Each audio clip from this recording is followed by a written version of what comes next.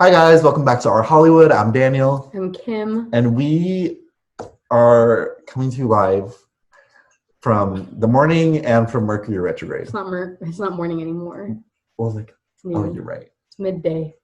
Yeah. Anyways. Thank you, Kim. So today's episode, we just recorded it. Honestly, guys, if you're listen, we know it's been a rough. When did Mercury retrograde start? I don't know. Okay, it's I'm been a rough deeply bath. unaffected. Yeah, we know because it's you got lucky because I thrive in the second half of the year, guys.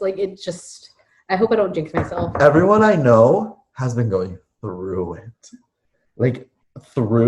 And me too. So that's why I was I'm so glad we did this episode because honestly it put me in such a good mood. I'm gonna have a great day now. I'm really glad. And you guys, I know I haven't been the biggest rom-com stan on the show, but I think we slowly converted you a little bit. Yeah. You don't hate it as much as you don't have a much of a disdain for it as yeah. It won't be my first choice to watch something, but I will 100% watch one. Yeah.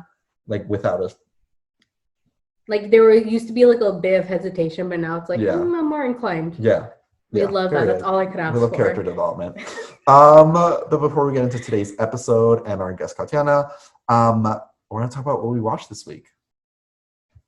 I'll start. Take it away. So I started watching. I just have this to remind myself to talk about this. Oh. Okay, I've actually been watching a lot lately. I've been on my go off on my things, So first thing I want to talk about is Sex Education. I haven't watched season 3 yet, though. Oh. I know. I thought we were gonna talk about season 3. No, I am almost there though. Okay.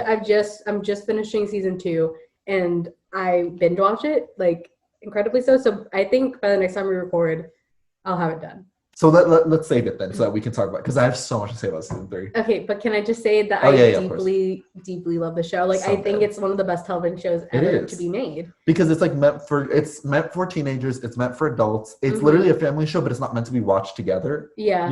But I feel later in life, when I have kids, I could be okay, watch this show and let's talk about it. And we could even rewatch it and get something completely different. Because right now we were more to obviously the Otis and those the younger character storylines, but coming back to it, watching Jean's storylines and Jacob and have you gone there yet?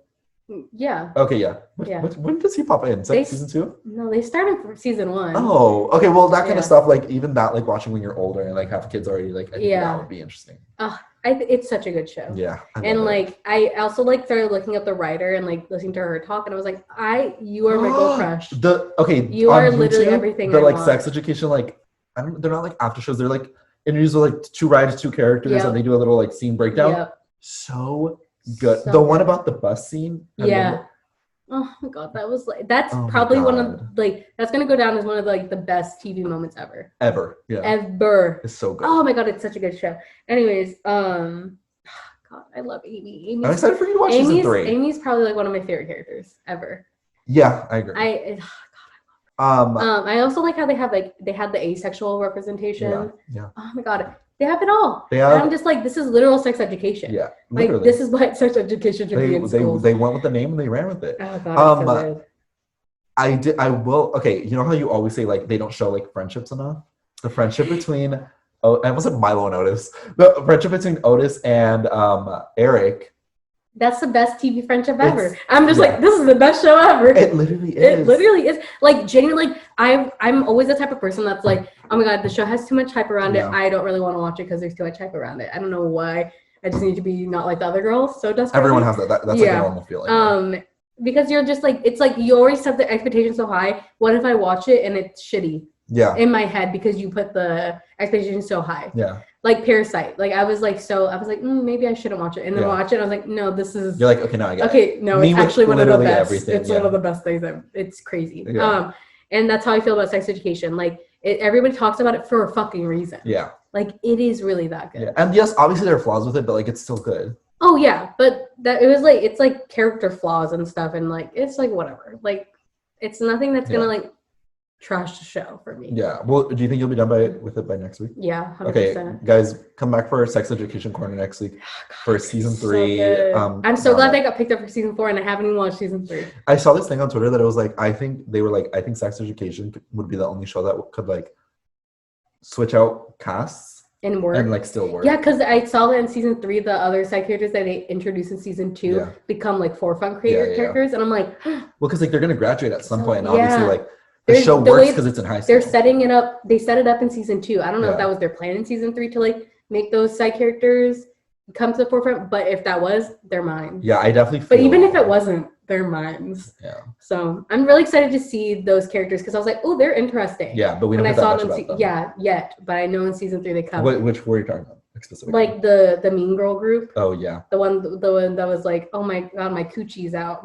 Ruby gets a lot. She gets I know what happens. Okay. I saw it on Twitter. I saw them. Yeah. Yeah, she gets a great storyline this season. That's like one of my. Ooh, I'm so excited. Yeah, but the other two not so much, but they still get like something. Yeah, but they're still like. They're still in high school. They're in the ads and stuff. Like. Yeah. Yeah. Anyways, next one. What do you go? I'm gonna. Speaking of things that everyone talks about, I watched so much. Okay, let's go through it quickly. Midnight Mass, so good. It's like another Netflix horror show by the guy who made Haunting of Hill House and Bly Manor, Dr. Sleep, like that. We stand Mike Flanagan. He's like, because the thing about his horror is that like it like literally deeply affects you. Mm-hmm. Don't watch the show, by the way, and you weren't going to, but like don't watch it because it's very existential and like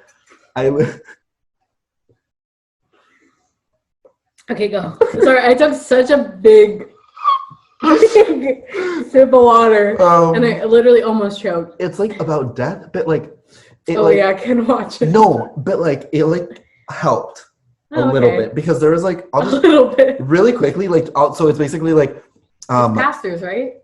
So yeah, so there's like this like little town. It's like a little island kind of. There's like it's like an island, and a bunch of people live on it. This guy like. He gets out of prison, he goes back to live with his family, and this priest arrives out of nowhere.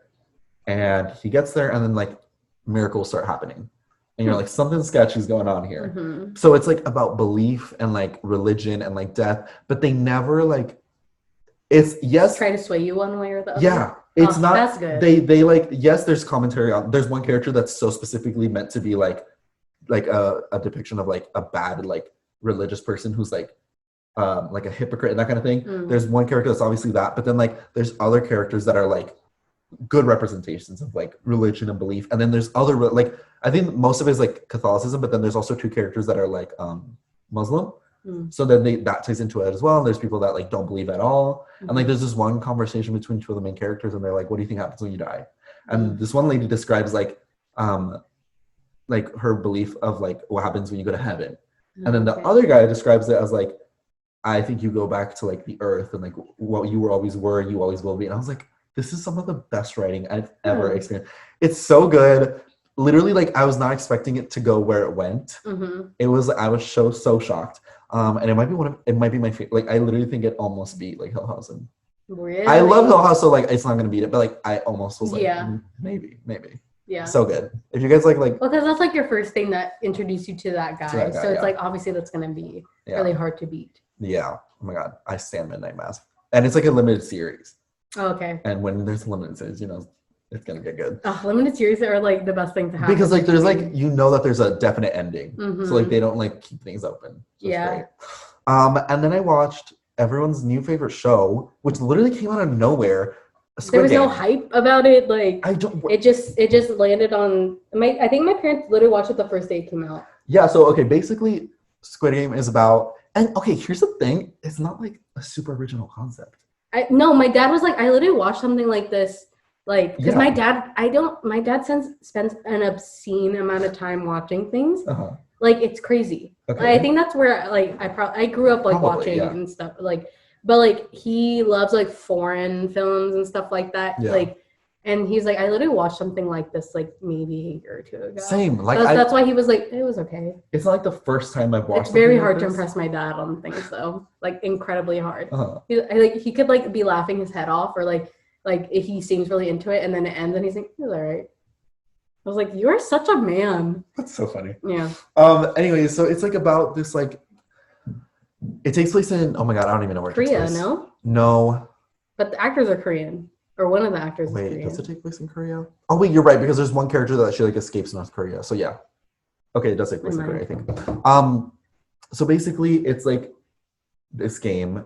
And it's, like, it's not subtle at all either. Because people are like, oh my God, it's about capitalism. I'm like, yeah, but that's like, so, like, they don't even try to, like, it's so obviously about capitalism. Like, everything's about capitalism. Like, people were like, America's going to remake it and not get the point. I'm like, it wasn't like super deep. It was like so obviously like, about everything capitalism. Was like, you could, I was like, oh, like I get it. Yeah. Like, obviously I get it. But it's like, okay, it's still good. Okay, so anyways, so basically the point of the show is there's this island, which I don't know. I mean, that's kind of a spoiler, but like it's the end of the first episode. So like you get, obviously it's going to be on an island. I watched the first episode. Yeah. And so like what the game is that like you go there, and if you win the games, you win money and you get like rich basically. But they didn't sign up to be in the game. No, they did. Oh, they did? That's like the thing. It's like they fully like agree to it. And like literally after the first episode, they leave. Oh, but they all go back. Yes. Because they're like, they still need the money. Like, I get, like, see, it's not subtle. Like, it's really not. But so like they all go back. And so essentially it's like these like kids games with like super high stakes, which is like, okay, fun. We love that a little bit of Saw elements to it, kind of. Oh yeah, I could definitely get that. I watched the glass scene and I was like, because I watched the first episode and then I came back to the glass scene and I was like, what? What's happening? And it's like, I'm like, where are you? Well, this is the biggest island ever. You guys have the big. And like, do they play the same games every time? Or are y'all just rebuilding sets? Like, I don't get it. You know, like how random. Okay, this is really random. I don't normally watch Mr. Beast videos, but I was like on the trending page one day and he did like a games and it kind of reminded me of that in a way. Like he did a bunch of games like hide and seek and stuff with like high stakes, like money. With like money, yes. So I was like, ooh, did Mr. Beast know that the Squid Game was coming out? Because no, I just think our society loves to watch people like embarrass themselves for money. Yeah, like that's like yeah, that's true. And it's sad, that's his whole thing, isn't it? Like he gives money. I always see people being like, I don't even know what he looks like. He's just a white guy. I literally, if he was walking down the street, I wouldn't know. Nothing. Okay, period. Yeah. But yeah, anyway, so everyone was talking about it. It like blew up on Netflix. It like might be the most watched Netflix show ever. I think it is. Like beating Stranger Things. Yeah. That's insane to me. Because it's good, but I also like, okay, I'm going to tell you my main problem with it. Skip ahead if you don't want Squid Game spoilers. There are literally like, the stakes are an illusion. Like there's no stakes. By the time you get to episode 7, all the main characters are still alive. So like you don't feel, like there's no point where I was like, oh, well, like, the main character might die here. Because like that didn't feel real at any time. So like there's characters that I'm like, obviously you're not going to win. And so there's one specific game where like they're playing, so they're like, oh, go in pairs, and they're playing one main character with a side character. I'm like, obviously this is going to be they're playing against each other and one of them is going to die, and obviously the side characters are going to die. And yeah, they're like the likable characters a lot of the time, the side characters, but like that was the whole, like that they set them up to die so that you feel bad. Kind of like how Stranger Things does this every season with like the Barbara and the Alexi. Like they set up one character to be a fan favorite to then die. That's like their whole purpose. That's the worst. And it just, I feel like it turns a lot of people away. Like I mean, Squid Game, is there going to be other seasons? It says season 1, so I think there is. Oh. Yeah. Yeah. It doesn't say like limited series. Okay. Well, I think I'm not done with it yet, it still like stands though, because like I feel like once like fan favorite characters die and they keep dying, it's like fuck this. Like I don't want to like. It's just weird. It's like there are no stakes. Like I need like a main character to die so that I could actually feel like, oh my god, this might happen. But I don't need it to end with all of them dying. Yeah. There's like a perfect middle ground, and only some shows like achieve it. But like I don't know. I was just like at episode 7, I was like, I know the main guy's not gonna die. Like I'm not even stressed about this. Because like obviously the end is gonna be about like these main characters. So like I don't know. I still have 3 episodes left. So I don't know how it ends. I don't know. I've heard it's like, and I don't know. People are like, "Oh my god, what did you think of the ending?" I was like, "Yeah, I keep hearing that too." So I don't know. We'll come back for the Squid Game corner because I really have no idea how it's gonna end. My last thing I want to talk about is The Voice. Okay, them putting Ariana Grande on there was the best thing that they could have done for that show. And also, like, you know how like Ariana Grande posted like a photo dump about The Voice, and the last one was like being like, "Oh, you cost me my job." I don't think that's a joke. Like, I think he might actually get fired. I don't think so. I think so. I don't think Ariana would be okay with that. I don't think Ariana's in it for more than one season. Wait, what do you mean? You think next season, no Ariana, no Blake? Well, Ariana just signed, I think, because once things open up, she's got to go on tour, babe. Yeah, of course, yeah. So, like, she doesn't have time to. So like I saw this thing where it was like people were like, I don't think that's like, I think he might actually get fired. Not fired, but I think they might be like, I think it's your time, babe. I don't think so. Because he's so fucking annoying. I think that's a you thing. No. All the moms I talk to love Blake Shelton. It's moms. But that's the audience. Now there's gonna be younger people watching. But only because of Ariana. And next season she's gonna be gone. No, and the adults are gonna watch listen. Okay. But people were like, because Ariana Grande is like the biggest pop star ever, this is gonna open it up to like more pop stars coming in and like just doing 1 season rotations. But that's always been the thing. Nick Jonas did a season, Shakira did a season. Like, but Nick, those people don't have the same star power with people our age as Ariana Grande does. And that's my thing. I just like, I don't like, okay, Blake Shelton, I didn't hate him before. Let me be clear. I liked him. Like, I love the little bromance he had with Adam Levine, like whatever. But like, I just think like now they're like portraying him as like, you know, the villain of the show. Yeah. And like, I get somebody has to be the villain, but like, it's just like, I don't think it's landing. Like, it's like, I think it's just stupid what they're trying to do, like editing him. It's not his fault. I think it's the editing. It is editing. Yeah. It's the edit. I don't think it's, I hate Blake Shelton and how they edit him. There, I'm going to clarify that. I don't like how they're editing him. I get somebody has to be the villain or whatever. Someone has to be like you know, he has to be villain, you know, and because he's been on it forever. He's the competition, essentially. Yeah, exactly, because he won last season. That's the whole thing. He's won so many. No, he hasn't. Yeah, he has. Yeah, but Kelly has won.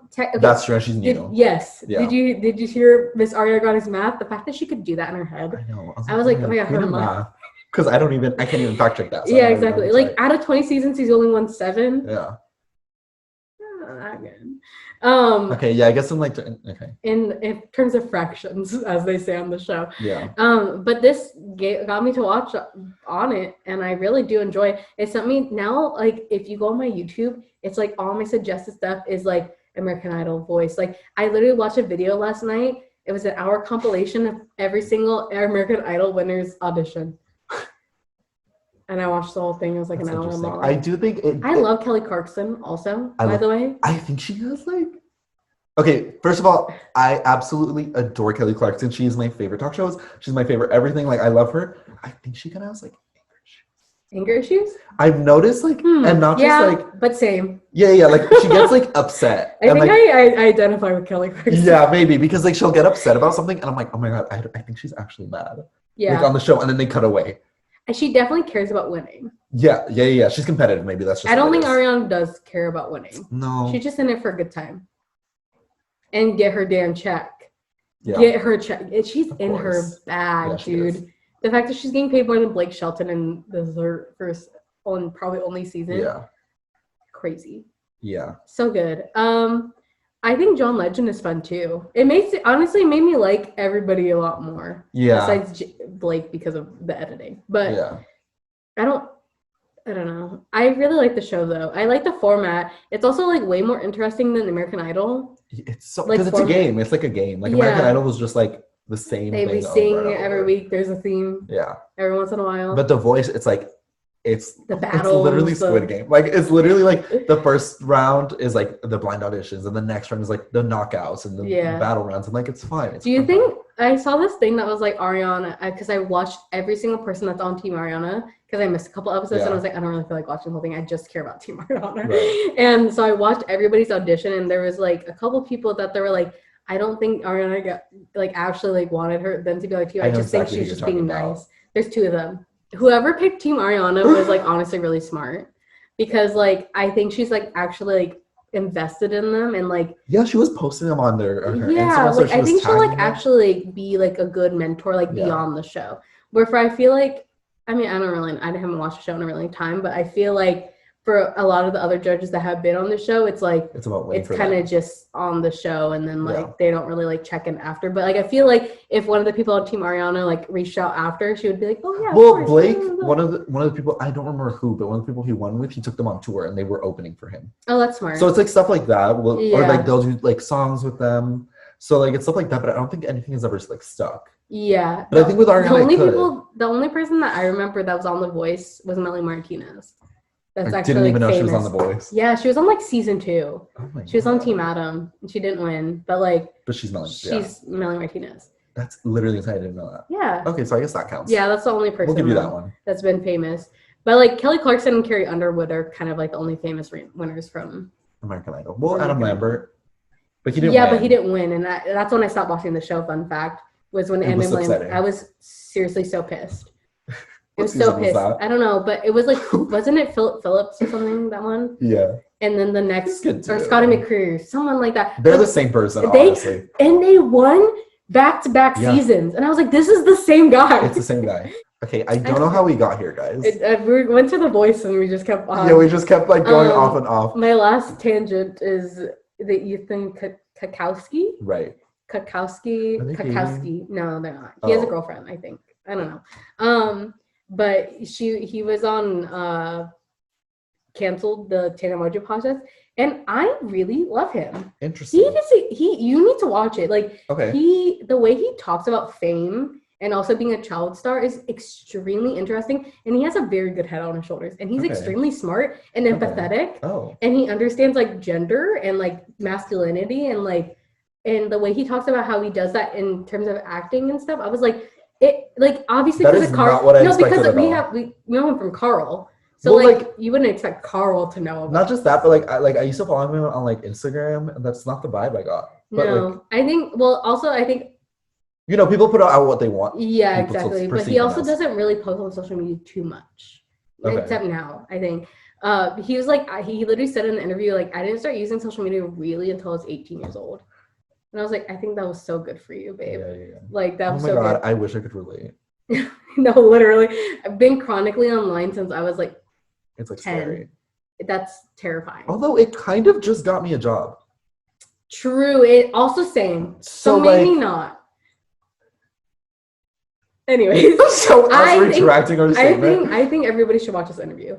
But also like all the comments on the YouTube video is like Tana needs to like because like Tana because she's like 100%. No, I totally get it. And she keeps on interrupting him. And I was like, but she has ADHD, guys. Like I think that she doesn't No, we do that too, but it's because I want to show that I'm like an active listener. And I think that's why I didn't bother me when I was watching it. But like everybody's bothered. Like every time I'll be editing our podcast and someone will be talking, I'm like, oh yeah, yeah, of course. And like, but like I'm like, well, I want to show that I'm listening. Yeah.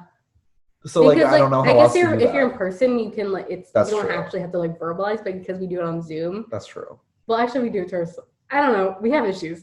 But we might have ADHD too.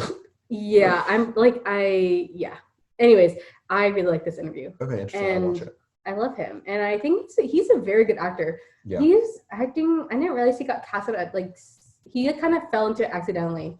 He didn't know like it was gonna be like this type like big of a show. Well, because it's on Showtime. Like Showtime doesn't really wait. Is it Showtime? HBO? No. No, I don't know. It's Showtime, I think, but like it doesn't really have like. Boundaries. Yes, but also like there aren't that many like huge like Showtime shows, I would think. Yeah, Showtime. Yeah. I don't remember anything else. I think Showtime is similar to HBO. But I used to love Shameless. I haven't caught up with it. I love Shameless. I just finished it. Oh no, not the last season. I mean, I don't think the last season is on Netflix yet. But it's I just watched them on Netflix. Twin Peaks, I guess. Okay, never mind.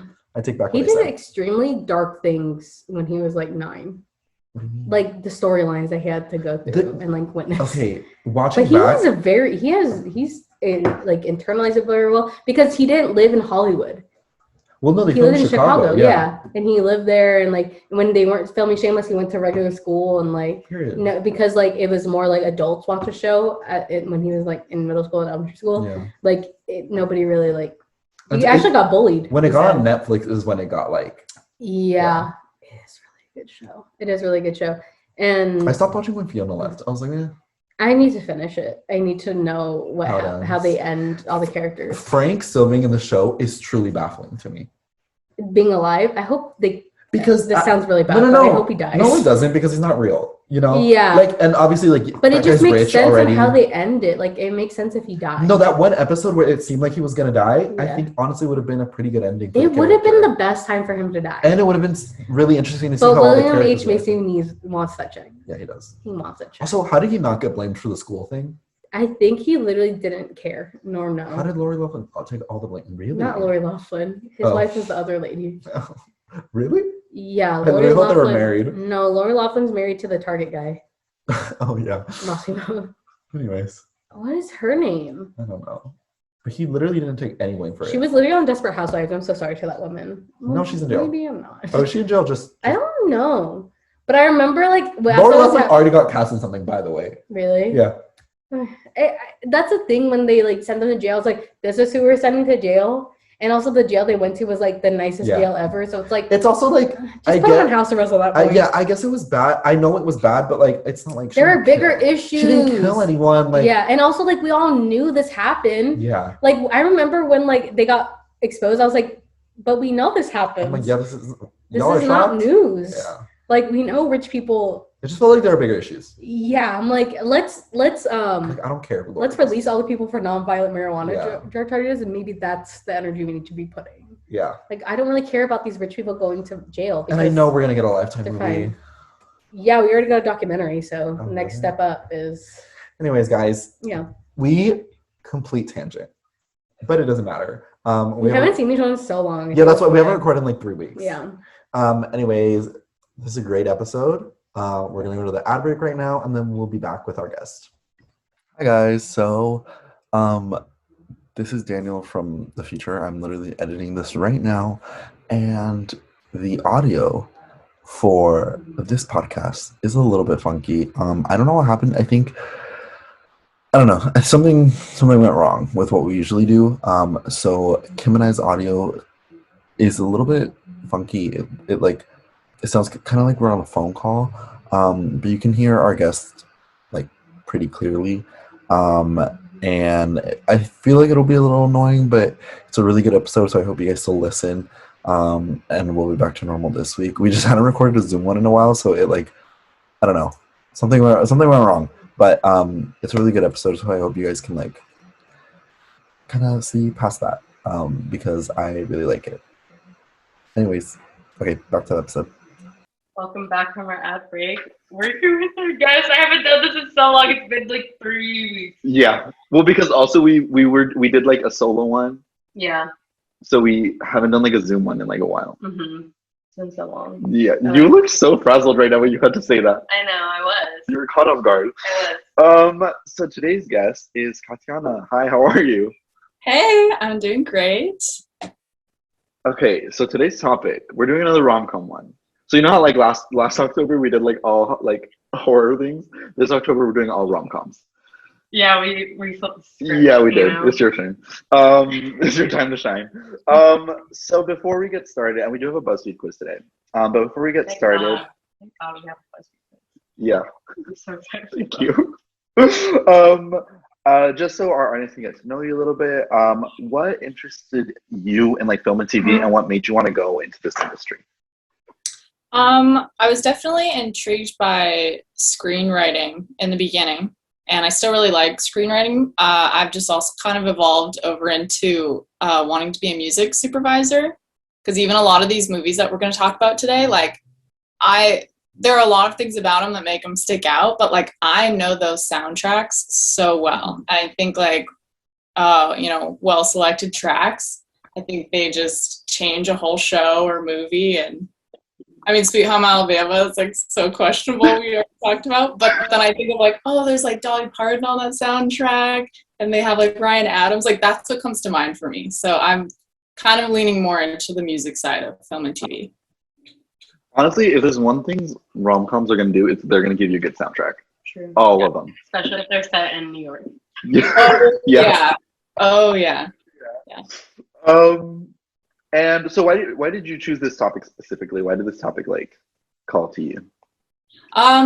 These are the movies that I grew up with. Like my mom is the biggest Nora Ephron fan, so I grew up like worshiping When Harry Met Sally. So like that's her favorite movie, and then I watched it as I got older, and I was like, yeah, this is like one of the best movies of all time. Like, so it's kind of in the family, but yeah, I just think rom-coms are like, I think they had a really good era, and I think they're really special, and I think we'll see them again in a different format. So this is probably what I know the most about too. So it's the easiest thing to Yeah. That's so funny. I also think it's so interesting how like whatever our parents watch, like we end up liking. Like it's so weird because you would think. Yeah, my grandma got to me first because like my mom loves like sci-fi and horror, and I don't hate it. I used to hate it. Yeah, you did. But now I'm like, okay, I can get it. But like my grandma, like we grew up watching rom-coms. That's all I watched. Like growing up, that's all I wanted to watch. I was very much a very girly girl. I still am a very much girly girl, like in the aspect of this. Like, you know how like in your teen years you try to like reject all of it. You're like, yeah. That's your rebel phase. Everyone has that. Yeah, but then like you watch it again when you're older, and you're like, oh, this is like the best. Okay. That's also, what I was going to talk about though with the rom-coms, because I think the like rebellious streak, like I think that's a big part of why they went out and why they're going to come back. So okay, because one of the articles mentioned something like that. Well, we'll get into that once we start.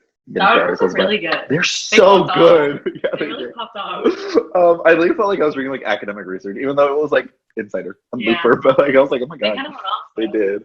I forgot what I was gonna say. BuzzFeed Oh no, when I was listening to our last rom-com episode, and it's like the first time we had seen When Harry Met Sally. It's so funny. Like our reaction, like being surprised that When Harry Met Sally is like a good movie. Yeah. Like listening back, I was like, I'm always like wary of movies that are like, you know, always on those lists. That are, like, the most iconic movies ever, and I'm like, how could it actually? Yeah. And it's pretty good. Especially and the more I simmer with it, I'm like, the more I think about it, I'm like, oh my god, that was so good. It really was. And I don't even like rom-coms is not my genre of choice. So I was like, I went into like being a hater, and then I was like, wow, that was so good. Anyways, okay, so our BuzzFeed quiz for today is tell us about yourself, and we'll reveal which rom-com leading lady you are. Do we have any expectations? Do you have a guess to who you're gonna get? Who are the options? Like Reese Witherspoon. Yeah, I don't know. I saw Elle Woods, and I feel. Oh, it's specific characters. Oh, just kidding. Okay. Just kidding. Then I literally don't know. Okay. Pick a word to describe yourself: charismatic, popular, athletic, independent, caring, or fierce. Okay. For some reason, none of those words processed in my brain. No, yeah. I literally I was like, wait. I just read them out loud. I'm gonna say independent for myself. Okay. But that's not true. That's not true. Yes, you are. I literally sometimes I'm not gonna go ask first of all because like. That's not. Okay. Anxiety. You're right. Okay, we're gonna do independent.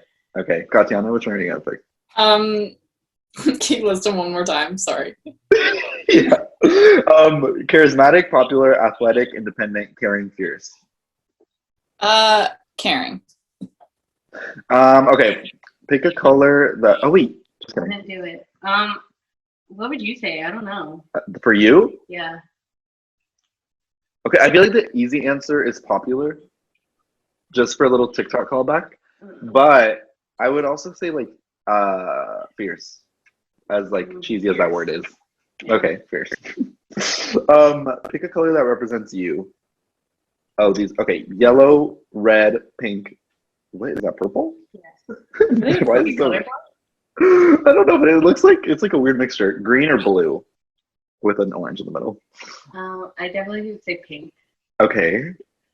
I'm gonna go with which one? I'm gonna go blue, I think. Okay. I'm gonna do red. Yeah. I feel like that was really accurate for some reason for all of us. The colors? Yeah.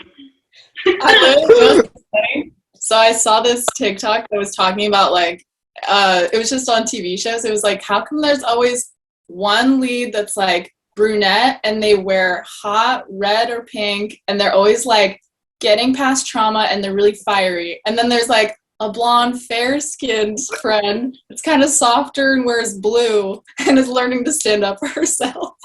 Oh, like, we just lived out that dichotomy. No, that really makes sense. I blame it on the Archie comics, honestly. Yeah. I don't know where else that could have come from, honestly, because the Archie comics are like super old. Honestly, yeah, that honestly is probably true. Like, I think their sports was like Rizzoli and Isles, which I didn't really watch that show. Oh yeah. Okay. I was like, anyway. Okay, this was just pick a food item, but it's just pictures. Oh. Just so you know. Because I knew you were like, what is that? Yeah, it looks really sketchy. Okay, candy, pasta. Is that a sandwich? That's a sandwich. Okay. Chicken and vegetables, burger and fries, or just raw vegetables? Raw vegetables on the stand. Definitely pasta. I'm going pasta too. Okay, for the sake of being not like the other girls, I'm gonna just pick the sandwich, even though I have no idea what's in there. It's different. You can make it whatever you want. Oh, okay, thank you. Are you a leader or a follower? Oh my god. Definitely a leader.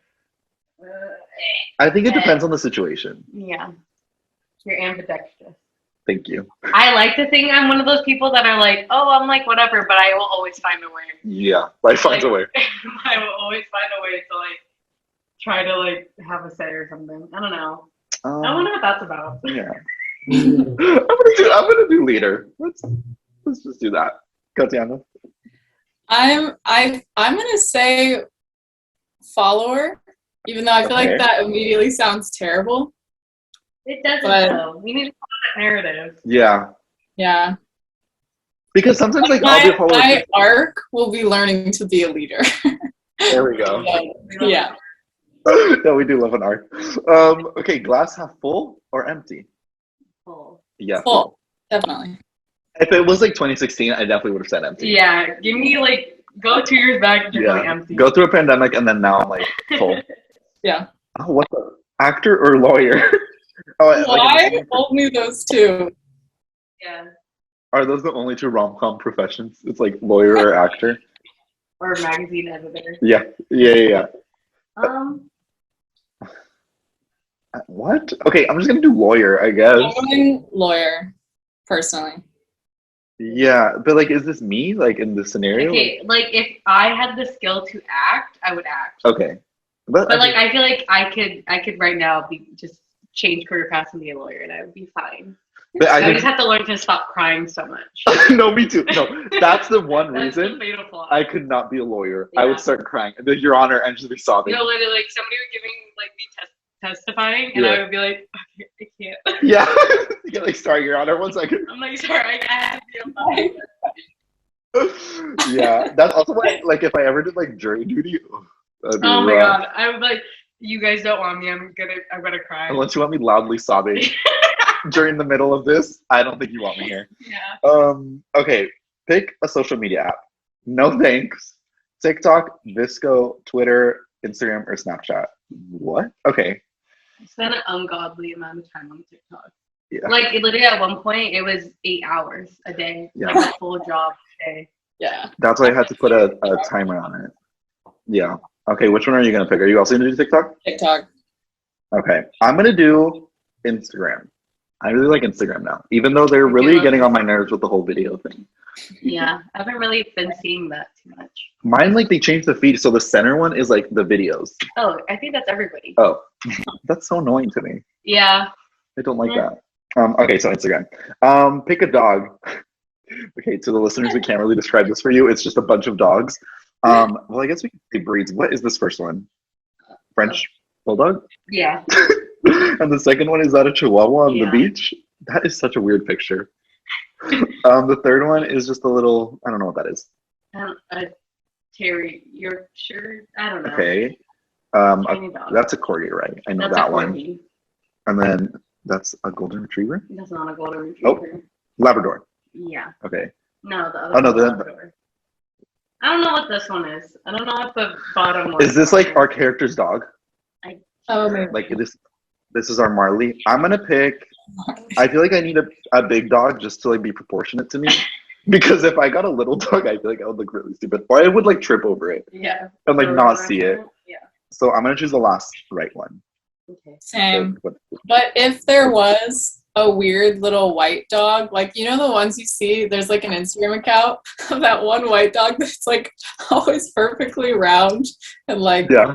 I would wake up laughing every day if I had that dog. Like, it would make me That's like a perfect rom-com dog. It really is. Yeah. I think I'm gonna pick a corgi. Okay. Aww, I like that. Okay, you go first, Kim. Okay. Oh, okay. I got Anna Scott from Notting Hill. Okay. Which is like so fitting because Notting Hill is like right next to Kensington, which is like where I found myself. And my coming of age movie. Right. And I think that's super fitting. And this makes you an actor? Yeah, true. Yeah. Maybe that was like the defining. Maybe. You're pretty, classy, and caring. You may not always love what you do, but you understand that the universe works in mysterious ways. When you find someone in something you care about, you always listen to your heart. I really like that. I'm not a logical person. I'm like, how do I feel? No, me. Yeah. My dad hates it. He's like, can you like make a logical decision? I'm like, no, this is how I feel, so I'm gonna do that. It's just man. Yeah, that's man. Katianna, which one did you get?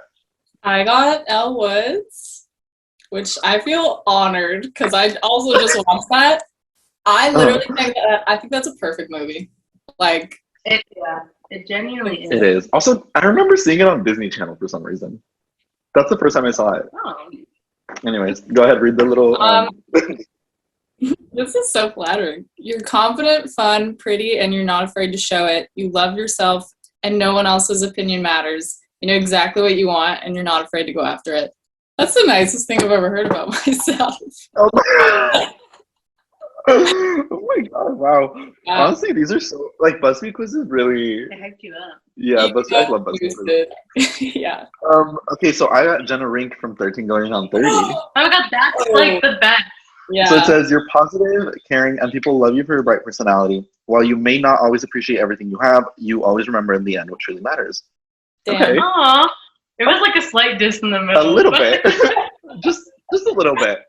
But I feel like it's okay. I could handle it. Yeah. That was fun. Wow. I love rom-coms. Okay. Like, honestly, I wouldn't It's so be mad good. at any.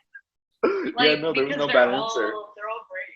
That's the whole point. Is like you have to be likable. Yeah. Okay, so that perfectly leads us into our topic for today. So if they don't make rom-coms like they used to. So basically, They don't. they don't. They don't. Thank you guys for listening. That's it. But yeah, like the older okay, what do you think it is? Like, not just personal opinion, doesn't matter what these articles say. Yeah, what do you think it is? I don't know, I just didn't think about it. I just thought people didn't care about them anymore. Okay. I was just like, I started not caring about them. And that does fall into the article. That does, yeah. So it's like everybody just like, I don't know what it was about 2010 to 2000 and like now, I guess. Like, I guess 2016, like 2010, 2016, like everybody was just started getting really dark and needed like really traumatizing events to happen.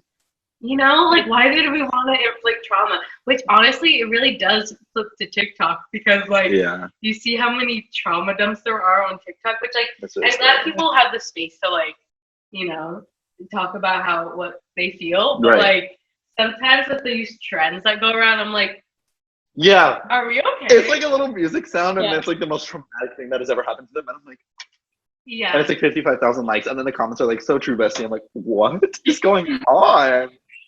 Yeah. It's really dark. Katianna, what do you think was the Looper article confirmed a lot of what I was kind of suspecting. I think on a personal level, like no statistics, not factoring in like the rest of the like some more like mature factors. I think people got really jaded and went through a phase of like, these aren't real, these aren't realistic. And of course now we're like, okay, of course they're not. Like they're not completely beginning to end realistic, but the elements are realistic. Like you can pull a moment from every rom-com and be like, I've been there, or like I went through that. And it's, you know, so I think it was, you know, we see past like 2010, a lot of people wanting to be really like filmmakers wanting to be self-aware about like, we know what we're walking into. We're not going to fool you with all the rom-com tricks. And then it's like, yeah, but you didn't really serve me like a great piece of art in place of it. You kind of just like tore down a nice fantasy and like, that's all you did. So it's like, you didn't. No, and the fun. Like now there's no fun. It's like, sort of. yeah, like it's just like I don't know why. I mean, we'll get more into it when we talk about the articles, but I'm just like, why do we feel the need to like have like a piece of art, quote unquote? Which honestly, these are art. Like fully is art. It's like art is so subjective, and this is a piece of art, and like why does everyone feel like I don't know what's the word, but like you know how like people just want to be like not like the other girls, like kind of thing. Like why do you feel like you're lesser than as a like as I had to once you relinquish yourself from these shackles, your life becomes so much better. It's true though. Like I was like I can't like rom-coms. They're like not realistic and like that's not how love is. American. Honestly, yeah, you're right. And then like once you're just like it's fine to have no thoughts and empty about a movie. It's okay. Just let a movie just take you through the stupidness or whatever. Vibes. Yeah, just vibes, full vibes. But also at the end of the day, like a cool woman to look up to at the end of the day. Yeah. Like don't think about the context of what it is. Like they're women that are very cool. And I honestly like took my personality from most of these women that we're going to be talking about. Like, it's very true. Like, as I was rewatching all these movies, I was like, oh, okay. I like deeply. Something clicked. You were like, oh. Deeply. And then I was like, oh my god, do I have my own personality? I do. But like, I definitely like these were like the people that like where you're like, you know how like movies are like representative of like you're trying to like connect to the characters. Yeah, of course. Yeah. You know, like this is where I connected to the characters most often. And definitely when I was younger, like when you're trying to place your feelings, you know, you don't really know how to like compartmentalize like what you like. Yeah. Because you know, you're a child, you don't have the ability to yet. I was like, these are the women I want to be like, and it does translate. Like really, like when I was in high school, like, and everyone was like, oh, I want to be a doctor, I want to be a nurse, I want to do this. I was like, what do I like? I was like, what do I want to do? Yeah. What do I want to major in?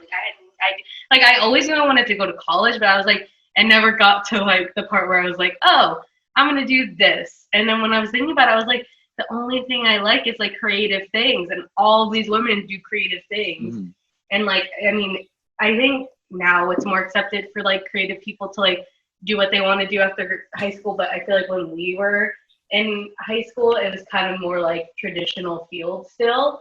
Like you're kind of put to be like a psychology major or like a business major or something quote unquote practical. Mm-hmm. But so that's why I was like thrown for a loop in high school where I was like, what the fuck am I gonna do? Mm-hmm. And then I was like, oh my god, yeah, of course I'm gonna be like a magazine editor like Jenna Rink. I'm gonna be a magazine but then I was like, I hate writing.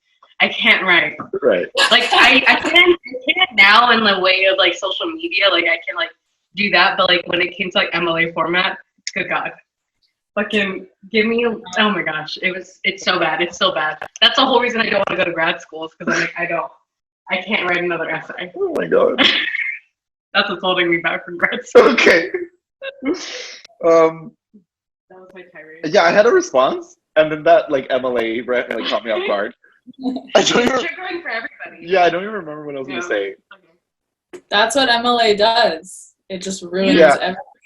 Yeah. Like it's not that hard when you think about it, like in past tense, but once you have to start doing it, it's like, why is this so hard? Why am I suddenly anxious? Okay? No, MLA format is just terrible. I just felt you get stressed. Yeah. Also, like, I don't know why we started talking about it, but I was on vacation, like, we were talking about essays or something, and then I was like, I just never understood grammar. Okay. I continue to not understand grammar. And, like, being on the internet perpetually, chronically online, has not helped my grammar at all. Like, that's the whole reason I got B's, like, on my essays. Like, the content was really good, but they couldn't give me the A because my grammar was terrible. They're like, hey, great thoughts. That's not where the period goes. They're like, where's the comma? Yeah. I'm like, what's the comma? Yeah. What do you mean? It's just like 5 run-on sentences the whole essay. Yeah, honestly. Okay, anyways. Yeah. To get back on track. Air my grievances. Yeah, thank you. So Kim, like, she did her research. You did your research. And she needs a couple articles, and they all kind of have They different. all popped off. They really did. First of all, They all. Thank you. They all have different like theories for why rom-coms fell out the way and they this was did. literally just the first page on the Google search. Like usually I have to like go a little farther. Yeah. But like I clicked on every single one. I was like, oh my god, all of them pretty much say something different. Yeah, I didn't realize people actually like did this much research into this. Yeah, I didn't either. Because I was like, oh, it's just like one of the things that like you think about, but you're just like, whatever. Yeah. No, there's people have thoughts, and I'm glad they do. Yeah, they do. Okay, do you want to talk a little bit about the New York Times one? I was trying to read it, and it literally would not let me. So. Yeah, the New York Times one is honestly a really good read. So if you can go read it. We'll link it in our bio. But basically, this guy was it's like a feature, and this guy was talking about like, yeah, they were corny, but like they were so good. Right. Like they basically. And so I remember when I was reading this, like they had the intro, and in the end, he's like, I have no serious rebuttal to any objections. They're mostly true, because it's true. Like everything you say about rom-com is true, but it doesn't mean you can't like it. Yeah. And he says, I'm a single gay black gay man, and therefore an unlikely champion of the American romantic comedy. What's in these movies for me? And I literally had the same thought. I was like, there is no plus size brown girls. All of the leads that we're going to talk about are white women. Yeah. Like, why would I identify with these people? But it's because they're universal characters. Yeah. It's like, they're such, like, I hate to be this person, but, like, they are bright lights. They're, like, all, like, that's why they're the main characters, and that's why they're a romantic comedy lead, is because they have to be bright and, like, inviting. So, of course, you're going to be enveloped, even if you can't like physically identify with them. You're rooting for them because you are like, oh my god, you love them, you want to be like there's that. like charm to them. Like Sweet Home Alabama, Melanie is just kind of a bitch, but like we do love her at the end of the day because she's funky. And it's different than like other genres. She's a bitch in the way that like Cher is kind of a bitch. Or like Emma, like back to Jane Austen. Like these characters are like, oh, they're kind of snarky, but like I kind of like it. And you like, refreshing. Yeah. Especially in the context of Melanie being growing up in the South and stuff, and like how women are like usually like treated when you're living in the South. I was like, oh, okay. She like, okay, we'll get to it. But, he basically just goes through all of his feelings and like through rom-coms, and he has a really great quotes. So the first one that Daniel pointed out. No, it's because I read that and I was like, oh my god. Yeah, it says romantic comedy is the only genre committed to letting relatively ordinary people figure out how to deal meaningfully with another human being. And I was like, oh, that's what we're missing. Yeah. That's why people don't know how to date that. But that's also what I think is missing from a lot of like the newer rom-coms that like they're just kind of like, oh my god, look, she has like 3 different hot love interests. What is she gonna do? Yeah. But it's like there's like nothing of substance there. It's just kind of like a little like you just want to watch hot people make out. Like that's kind of what I'm saying. I'm like, I mean, I hate to be like this because like all actors, honestly, if you're on the screen, you're attractive enough. Yeah. You know, and like beauty is extremely subjective. Yeah. But like you could like, I guess like Sweet Home Alabama, that guy, you could go to fucking Alabama tomorrow and find yourself a Jake. Like, like that's the beauty of it, is that you can like it's not. They're not supposed to be like they're supposed to look like ordinary people because it's like that's what makes it like down to earth and like relatable. Yes. Yeah. Sex Education is a great show that does that currently. Yeah. Like they're all attractive in like different ways, but like they are normal looking people at the end of the day. Yeah. It's like the fog of being an actor just makes you automatically hot. Yeah. But also you have like someone doing your makeup and your hair, so like and like the costuming and Sex Education is complete unrelated side note. H&M came out with like sex. I bought the varsity jacket. I literally think it's women's fit, but I was like XL. It's so cool. They did like sweatpants, like the little vest. I was like, that's so good. Yeah, I need to buy it. It's so cool. We're gonna talk about it in the pre-show. We haven't recorded the pre-show yet. But oh my god, I deeply love that show. Yeah, it's so all of my being. Yeah, and like I get it. It's kind of like a rom-com. It's just like it made it more. Well, okay, that's completely unrelated. Yeah. But then he like talks about how we moved. Like this, I think this is the first article I read that was like, this is the reason why they fell off. His thing is like the movies like transition. So we got like, I think the big things that came after rom-coms was like The Fault in Our Stars and like stuff that was like directly like somebody is dying.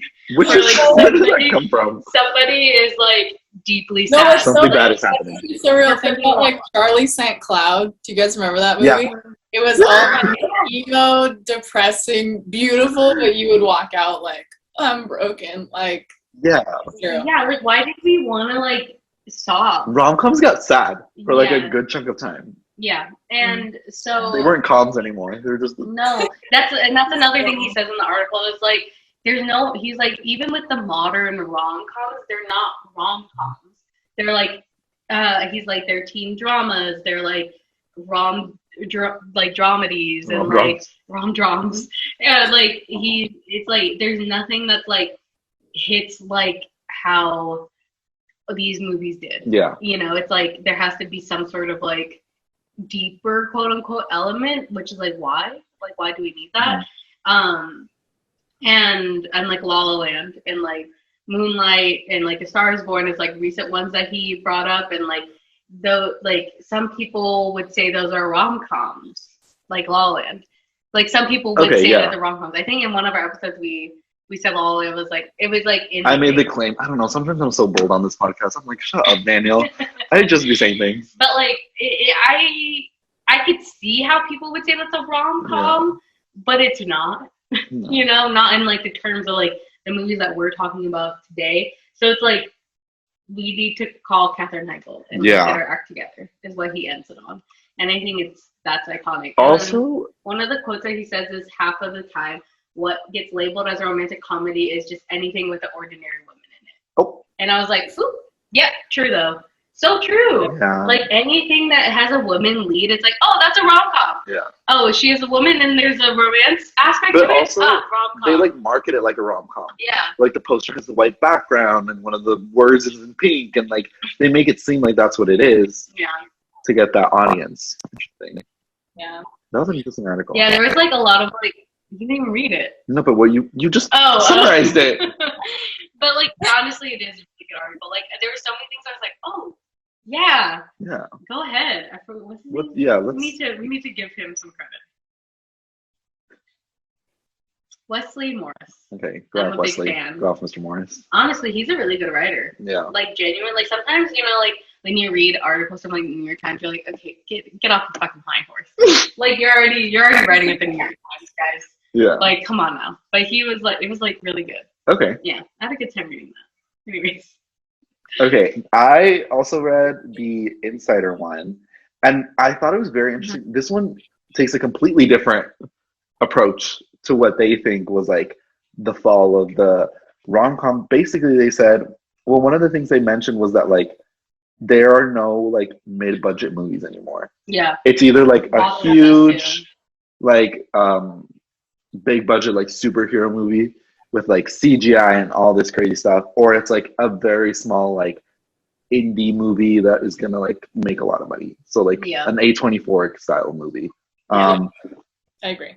And so like rom-coms were like the center of that because they didn't take that much money to make because it's just two people like living and like trying to fall in love and they're just in New York or somewhere. But like for some reason that like stopped. And so like this article specifically says I love superhero movies. yeah. This article says all the blame can be pointed at Iron Man and Wonder Woman. The studios also lost touch with how young people today connect romantically. Yeah. And I was like, oh my. Dude, that caught me so off guard. Imagine like maybe less than 10 years ago, like a studio exec like trying to like understand how like 20-something-year-olds started to date. He like those studio execs are usually like older people. Yeah. They're like probably like pushing like 50, 60 most of the time. You don't know what the fuck. And it's so weird when you watch like modern, like I'm talking like Netflix, like rom-coms, what they think like social media and like dating apps, like how they work. Yeah. My biggest. I don't think you guys have downloaded a like dating app in your life because this is weird. And like, I don't know, it just feels so disjointed from what like actual dating is for young people today, which is so weird. Young people today barely date because now we don't have anything to like. That's relinquish us from the shackles of Tinder. Aquí no sé. Yeah, there's so many shackles you're in. What the? But yeah, I don't know. I just thought it was interesting that it was like, it's not just superheroes' fault. It's also like they don't understand how dating works anymore. Yeah. Because because think about When Harry Met Sally. That movie hit so hard because Nora Ephron really knew men, women, and the dating scene in the late 80s. Like, she got it so right, and there's so many like funny conversations between them. I mean, like, there's like the famous diner scene, but it's like that scene is so funny because it's so true. Like, it's so accurate of her being like, oh, I forgot, like, you're a man. Like, you think this doesn't happen to you. And I think literally until that scene came out, everyone was like, oh. Like, so it's like she really was an observer of her generation. I think that's really key. And so I think we have a lot of people that are like, you know, I mean, honestly, like, dating for Gen X, so different for millennials and Gen Z. And there's like not a real awareness of that. So we don't see it correctly in our media, and we're like, someone just made that up, so no one relates to it. Yeah. Oh my god. When Harry Met Sally is so good. Huh? I was just thinking about When Harry Met Sally again. I was like, wow, what a good movie. And I was just thinking, I saw this, like, I keep on seeing this thing on TikTok. It's like this movie called Love and Dating in New York that just came out. Okay. And the guy that does it, he like promoted his entire movie on like TikTok, but it has like what's his name? Jabuki on Twitter. He's like a very famous comedian on like the Twitter sphere. But I heard it's really good, and like maybe that's a good. But I don't think, is it a rom-com? I don't know. No idea. But everybody that I know that's seen it said it's pretty good. Where is it? Like, where do you watch it? Is it in theaters or what? No, it's not in theaters. I think it's a shorter. It's an IFC film. Yeah. Oh, so cool. It's like, it's backed, you know, like it's like a actual ass movie. Not ass movie, but you know. Or maybe it's not out yet. It is out. Oh. It's out. Oh wait, now streaming on Amazon, but you have to rent it. Oh, so maybe it's like a. Okay, interesting. Oh, it is through a dating app. Look. Wait, no, a little more now. Right here. Through a dating app called Meet Cute. Wendy and Milo don't exactly meet cute, but they do meet for drinks. That's interesting because also, like, I always see, like, again, us citing TikTok as a source on every single podcast. But I always see, like, on TikTok, people are talking about, like, they're like, how do you meet people in real life? And I honestly, like, it's fully social media's fault that, like, our generation, everybody's like, anxious. Yeah, nobody knows how to, like, interact with people in public anymore. No. Which and, is like, so also, weird. like, people have ruined it. Also, like, we see a lot of examples, and, like, it is very valid of, like, men being creepy. Like, I've seen it firsthand in bars and clubs. Like, men need to, like, I don't know what we can do for men to, like, give them, like, a course guide on how to not be creepy and also how to read a room. Like, you know how, like, that trend on TikTok that's, like, the two different looks? Yeah. Of, like, oh, I'm really enjoying this guy, and also, and then, like, getting out. I was like, oh my god, yeah. I was like, I'm glad we're talking about it. I mean, people are like, why are you showing men? Like, I was like, men still won't get it. Yeah, like, peace and love. Actually, not peace and love. They don't get it. No, I saw this one, and it was like a guy. Like, I don't see the difference. No, there was a guy doing it, but it was the same look twice, and people were like, I don't think you understand the nuances behind the eyes. The certain eyebrow. Yeah, I think eyebrow look. it's only a skill women can have. Right. Because it's like a real, like, it's a real defense mechanism against men. And it's like an alarm. Yeah, it is like an alarm. And or it can be. I think that's another thing. Whatever men want to say is like, oh, but there are some good men out there, whatever the fuck they want to say. But, like, obviously you're not trying. But basically what I'm trying to say is, like, there is no example in media of, like, a man actually successfully meeting somebody just, like, at the bar, you know? Like, and if it is, it's, like, one of the hottest men on earth, so, like, how the fuck can fail? Like Heath Stanfield, whatever. It's, like, the first person that came out fine. You know, it's like, of course they're not gonna fail. What do you mean? Like, we need, like, regular guys, just, like, I don't know. But also, like, how do we get men to see it? Because another thing is, like, men quote unquote don't watch rom-coms. Right.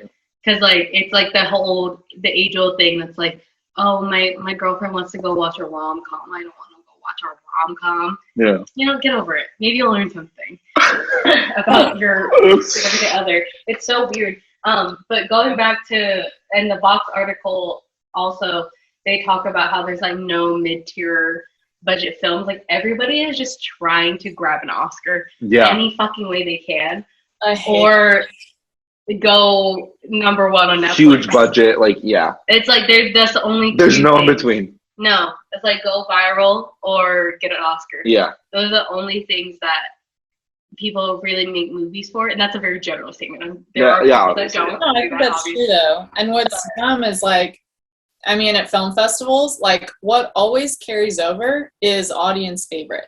Rom-coms are the general audience favorite that like years later, sans Oscars, you know, they probably like made a good amount of money. They might not have like hit this specific stamp of like approval on something, but they are what we remember.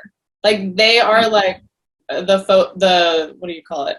They're just like such a timestamp of like a generation aesthetically, culturally, how dating was at the time. Like, so I wish maybe filmmakers weren't looking for like the validation in the coming year that it's released. That it's like, no, if it's really good, like if it's actually well written, it's not just going to succeed in 2021. We're going to be able to look back and be like, that really held up, you know, 10, 15 years later.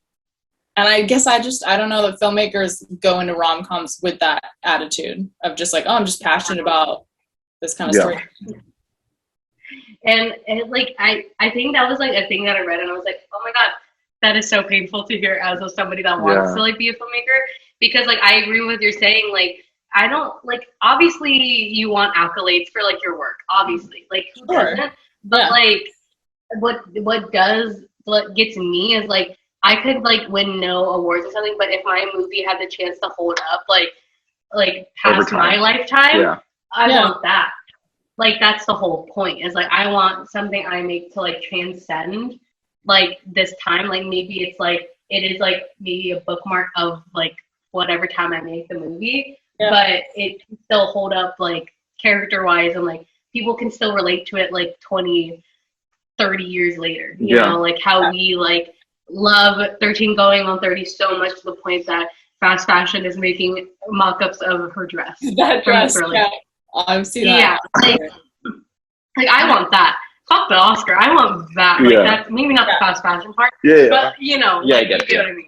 Like, I think what's hard with that is you have to have the maturity, like have faith that like if I put all the right passion into it now, hopefully it'll still be reaching people in 7 years, in 10 years. I don't really think people are thinking like that just because it's like, I want to get to the next whatever. But think of like The Princess Bride.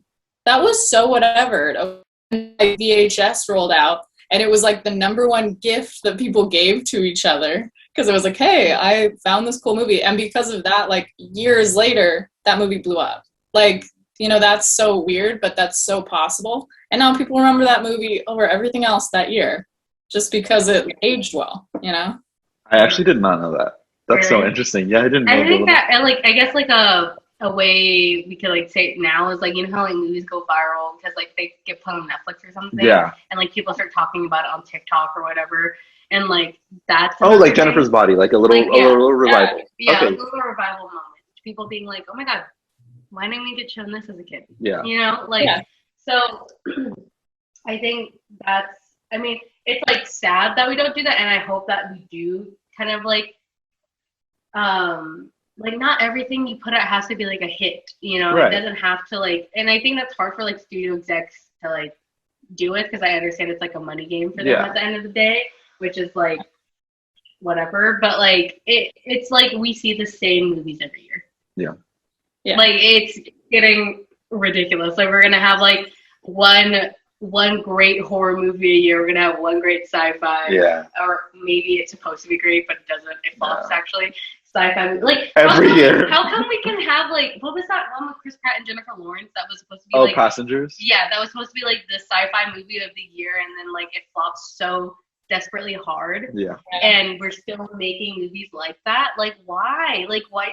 It was supposed to be like a rom-com in space. Yeah. Without the com part. There was no com. It was just supposed to be romance. Yeah. But it wasn't, like, I watched, because it was, like, at the movie theaters when I was working there, and I went to sit and I watched, like, the first 15 minutes of it, and he stalks her. He literally, like, stalks her and, like, wakes her up out of, like, because he wants to, like, fuck her, essentially. Yeah, it's such a weird pairing, too. Oh, well, actually, this leads to another, like... That was a rom-trom. A rom-com. Yeah. Well, that actually leads to one of the things the Looper article says was that a key modern issue for modern romantic comedies has been the struggle to launch actors who can become fixtures of the genre. This problem stems from several issues, including the simple lack of modern hit rom-coms. Yeah. And, like, I didn't even consider that. I was like, yeah, of course. Because every genre has, like, the person who's always there. Mm-hmm. You know, like, horror has, like, the scream queens who are always in horror movies. Like, Lucy Hale has in a horror movie a year. Judy Greer. Yeah. And so, like... As they should. Yeah, exactly. We love her, Judy. Yeah, we do. Isn't she in Halloween? Did I imagine that? She probably is. She's in so many movies. I just saw her in the new trailer. She can do it all. Oh, yeah. Good for her. Yeah. That's great. Her memoir is literally called I Don't Know What You Know Me From. What is it? So her title of her memoir is I Don't Know What You Know Me From. And that is honestly really scary because she came into Regal, the movie theater I used to work at. Were you there? Yes, I helped her. It was my God. Her husband is like a handsome older man, you know, like Salt and Pepper, or like he's handsome. And so like I'm not blind, so like I was like, oh my God, handsome man, I'm helping. I love helping handsome men, love that. And then she comes up and I'm like, and it literally was one of those things like, oh my God, I know her, but I don't know her name.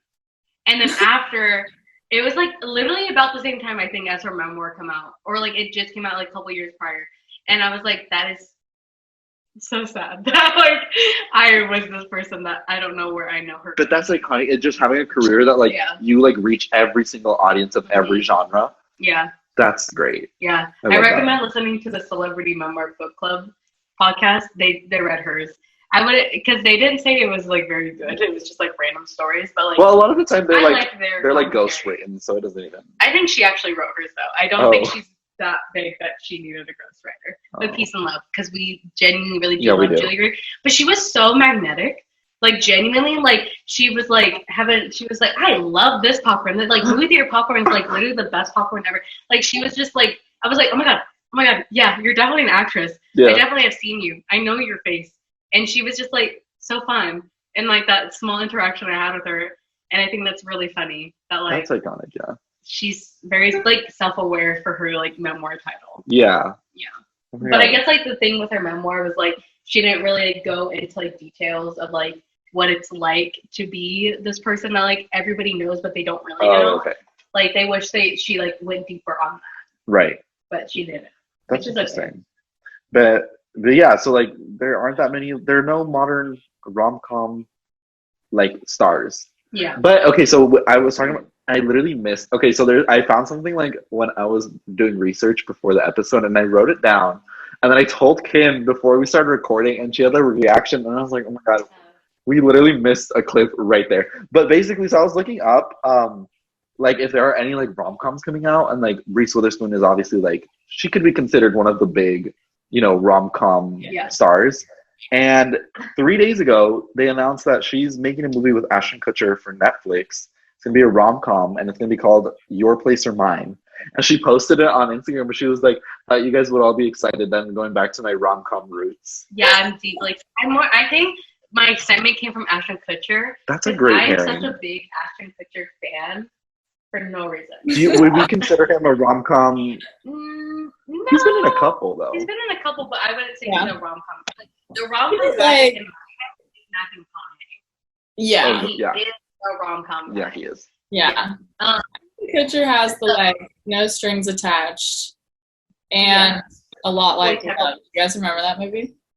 Yeah, and also Valentine's Day. Oh my god. Okay. I watched Valentine's Day. Oh yeah. Yeah. And, oh my god, I forgot how heartbreaking his story is. Like he's the main character of that movie, and it's really sad. Like oh my god.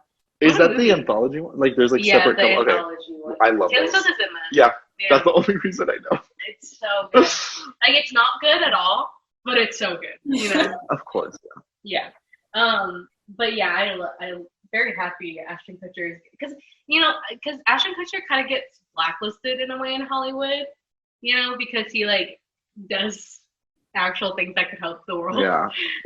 He's very much into like stopping sex trafficking, and like he like definitely like tries to use his like money for good, at least from what I'm perceiving. Yeah.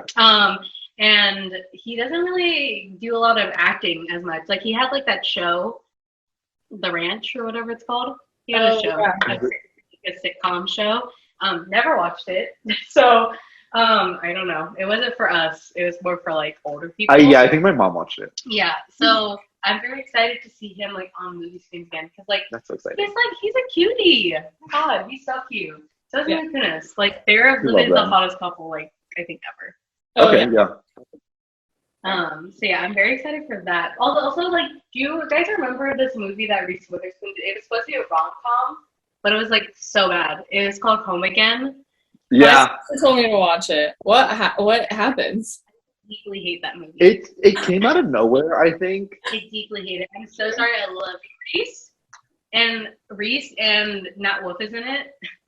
Okay, sometimes movies come out and I'm like, this feels like it should exist in a different time. Yeah. And this was one of those movies. No, literally, when I was watching it in theaters, and I was like, this movie should have came out like 10 years ago. Yeah. Like, these jokes are not hitting. Right. Like, how they're supposed to. But basically, she's separated, and she starts over by moving back to Los Angeles with her 2 daughters. While celebrating her 40th birthday, she meets these 3 kids who are young filmmakers who need a place to live. And then she falls in love with one of the kids. That's such a weird concept. Yeah. And I was just like, and the kid, like, peace and love, he was very handsome. But, like, I didn't understand the chemistry wasn't Nat reading. Wolff? No, it wasn't Nat Wolff. I was like, what?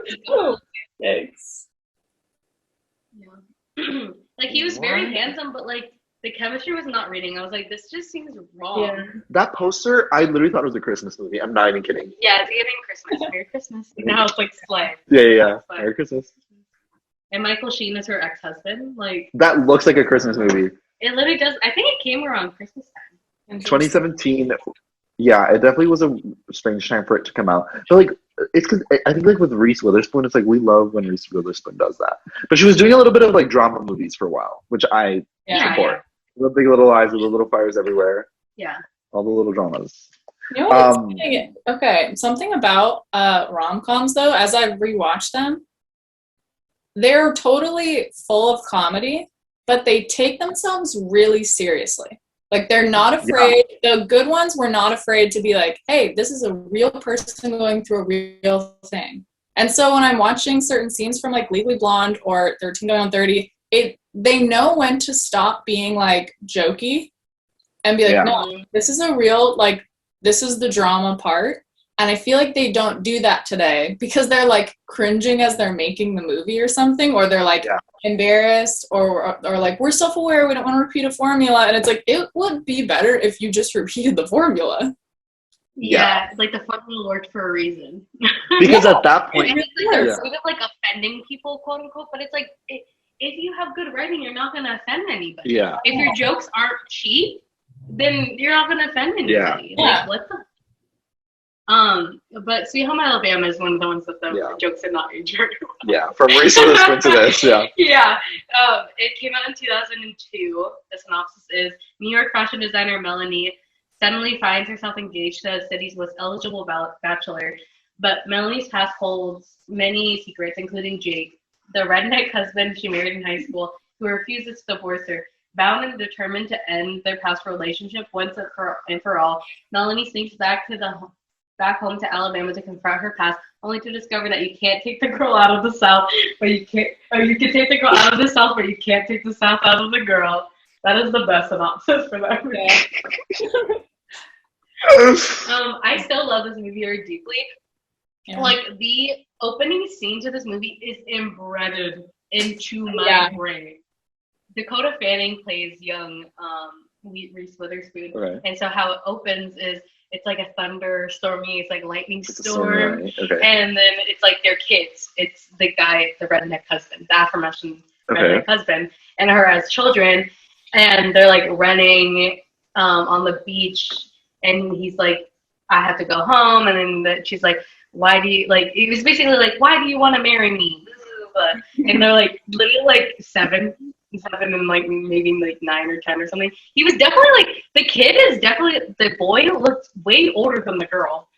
I don't know if anybody like I was You like looked like 12 or 13 and she looked like 7. yeah. Like I don't know if this is giving what you thought I was giving, because they're supposed to be like the same age to the point where they go to like all through school together. So I'm like, so they have to be like very close in age for this to be. Anyways, besides that point, and then the big line is like, well, why do you want to marry me anyways? And he's like, so I can kiss you anytime that I want. And like literally with the deep accent, it's so good. And then they kiss, and as they were about to kiss, lightning strikes where they were, and like that's like the thing. And like I didn't did they do it like I didn't realize this until like I watched it yesterday, but I didn't realize that his passion was like glass. Like he wants to be he like makes glass, and the reason why he makes glass is because when lightning hits sand on the beach, glass comes. That's so good. I didn't know that. I didn't pick that up when I was like a kid, because I don't think I watched it since like maybe middle school. I would say elementary school, and I did not pick up on that at all. That's why he makes glass, is because of that moment. Arrives on him being a horrible communicator and being secretly super sweet. It's forced. But like he wasn't sweet until the very end. I mean, like he didn't. She had to like come. Everybody had to like basically guide her to be like, see, look at all the things he did. Why do you think that is?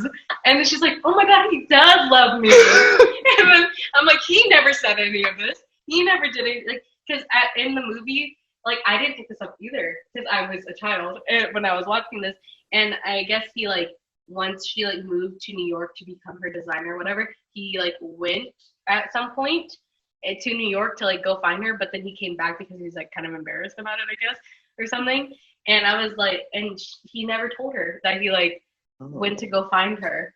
You know what I think is interesting about this? That it's not like, because I feel like a lot of like a big trope is like, oh, like you meet this person and it's like, oh, that's your person you're supposed to be with forever. But it's kind of like, it's like rekindling something that was already there, which I feel like is a really cool, I don't know, like plot device, because like I feel like a lot of times like, I don't know if this is like a modern thing, it's but definitely like, different than like a lot of like the drawbridge. And I think one of the articles, it's like, I think it was the New York Times one, but it's like the drawbridge story where it's like, oh, like these two people are like coming to meet in the middle, like of like where they were, like they met and then they like went away, and then the drawbridge is connecting. We love that. I love the drawbridge. I was like, ooh, what a beautiful like thought in my head. Yeah. Also, like as a girl, I really liked that. Like, I think every woman can relate to like this need where it's like, I need to go make this dream happen. Like, I love that she is a hustler. Like, she is very much like self-made woman. She goes to New York. She does all the grind to like get where she is. And that wasn't going to happen where she was. And it obviously was not like a super supported move on behalf of like her country husband. So it's like, I liked that she could walk these like a foot in each world of like, I have these urban dreams and I can still be like a country girl. Like that always really resonated with me. I also like that they didn't shy away to like acknowledge that they both did shitty things to each other. Yeah. Because like I feel like in rom-com and in romance movies in general, it's like one person does something way worse than the other person. Yeah. And it's like, ooh, are we supposed to like that person now? Like they cheated or like whatever. Like that doesn't that's and like I remember some of the jokes didn't age well. Right. Let's get into that. Okay. So like one of the jokes, like when she comes and like tries to like get him to sign the divorce papers first time, the police officer comes and it's like their childhood friend, and he's like, well, you know, if he hits you, like we can like take him down to town. We take that stuff seriously now. And then she was like contemplating it for a second, she's like, no, Jake never hit me. And I was like, okay, yeah. And I was like, ooh, I don't know if that would be good in like, I don't think that would be good now. Then also I did understand when I was little that she outed one of her best friends, like a childhood friend. Yeah, I did not really put that together. No, because like I thought in my delusional elementary school brain, I thought that he was with the lady with the baby. Do you know the one that's in the car? I thought of them, and then like I just thought they didn't actually love each other, and that's why she like went with the bigger country guy. I thought that's what was happening in my underdeveloped brain, but that's not what's happening at all. I don't know whose baby that was. I think it was the country guy. It's the two brothers that do like Melanie sandwich. Yeah, because she said dancing with him, but I don't know why in my elementary school head I thought she was with the guy, and I was like, why is he upset with her? Why is she going to his house like and like apologizing? I don't understand. And then I watched it and I was like, oh my god, she outed him. She outed him for being gay, and I was like, oh. Yeah, that one wouldn't age well either. Also, I just looked it up because I was curious because you were like mentioning the jokes and stuff. I wanted to look up who wrote it because remember when we did the other rom-com episode, we were like, almost all these were written by men. Yeah. And yeah, this one too. This one was written by Douglas J. I don't know how you say that. Ebick. Yeah. Directed by a guy too. Interesting. I think this is one of the rom-coms that like men and women could like enjoy. Okay. Like I don't think in my head I think so, but like. Yeah, I don't know. I really like this movie. Yes, some jokes don't age well, but that's like gonna be any early 2000s movie or like anything. But like you can't really hold that against it. Like it didn't really like affect the like plot, you know? Yeah. Besides like the outing thing, but like it was a different time. And we can just ignore that happened. Yeah. But I love this movie because like. Yeah, like what you said, it's she's like kind of like a fish out of water in her own hometown, which I think is like really interesting and like it like reminds you. I just love a movie that reminds you like, oh, home is like where you came from. I love that thing. We love that, and like she still has like her spunk and still like has her business and like does like she's a very notable fashion designer, but she can still like come home and like. Be with her family and like have her redneck husband. So what rom-com tropes do you guys, or not tropes, I guess just like elements of a rom-com do you guys think that this movie does well, and which ones do you think it like does not do well on? If there are any. Like we talked about like there are some like sus jokes, but I like the world they build out in Alabama. Like, and also New York. Like I like even her friends who come to Alabama in like the middle of the movie for the wedding. Like I like Andrew and his mom, like every other character, every side character still really matters. And they're all interesting. And it's not too much pressure on Melanie and Jake to be entertaining. It's like they're like lightning entertaining. But so is everyone else. Like every actor really showed up. Mm-hmm. Period. Yeah, that's it was like a really good like family movie. Like the side characters like had personality, but they didn't like really come into conflict of like the main like love story at the core of it. Like it made sense. Like nothing was too nothing. It really felt like she hadn't been home in 7 years and like they were like catching up and being like, oh, you're not the same Melanie that like was here when she left, and right. The character choices made sense. Okay. Deeply, because sometimes in rom-coms especially, it's like, wait a minute, that isn't, wait, what? Like, why did you go left field like that? Yeah. Period. Okay, interesting. So the next one we have is 13 Going on 30. Did we take one out? Oh, no, just kidding. I skipped one. How to Lose a Guy. Why do I always skip like whole chunks? Yeah. Every time. Okay. How to Lose a Guy in 10 Days. It came out in 2003. And the synopsis is an advice columnist, Andy Anderson, who was played by Kate Hudson, tries pushing the boundaries of what she can write about in her new piece about how to get a man to leave you in 10 days. Her editor, Lana, loves it, and Andy goes out to find a man she can use for the experiment. Enter executive Ben Barry, played by Matthew McConaughey, who is so confident in his romantic prowess that he thinks he can make any woman fall in love with him in 10 days, When Andy and Ben meet, their plans backfire. Also, okay. I love their names. I love the alliteration. They just went A-B. Yeah, they did. What was I gonna say? Oh, I love when like the thing about rom-coms is they have such original plots, especially the older ones. Like now, not so much, but like these older ones, they have the most specific plots. I'm like, how did you come up with this? Yeah, this is such a specific situation. True. I'm like, what was the writer's room? But I love it. I feel like the more specific it is, the more relatable it is, almost, because like if you make it too vague, too general, there's nothing to hold on to. Mm-hmm. Yeah. So I like when they do like super specific. I think it makes it better. Yeah. Okay, what do we think about this is my favorite movie ever. Oh, I think. Oh my god! Like it's my favorite rom-com for sure. Okay. I deeply love this movie, and I don't think enough people talk about it because oh my god, there's so many things when I was watching this movie as an elementary school. Like this was like the rom-com I kept asking my grandma to watch again.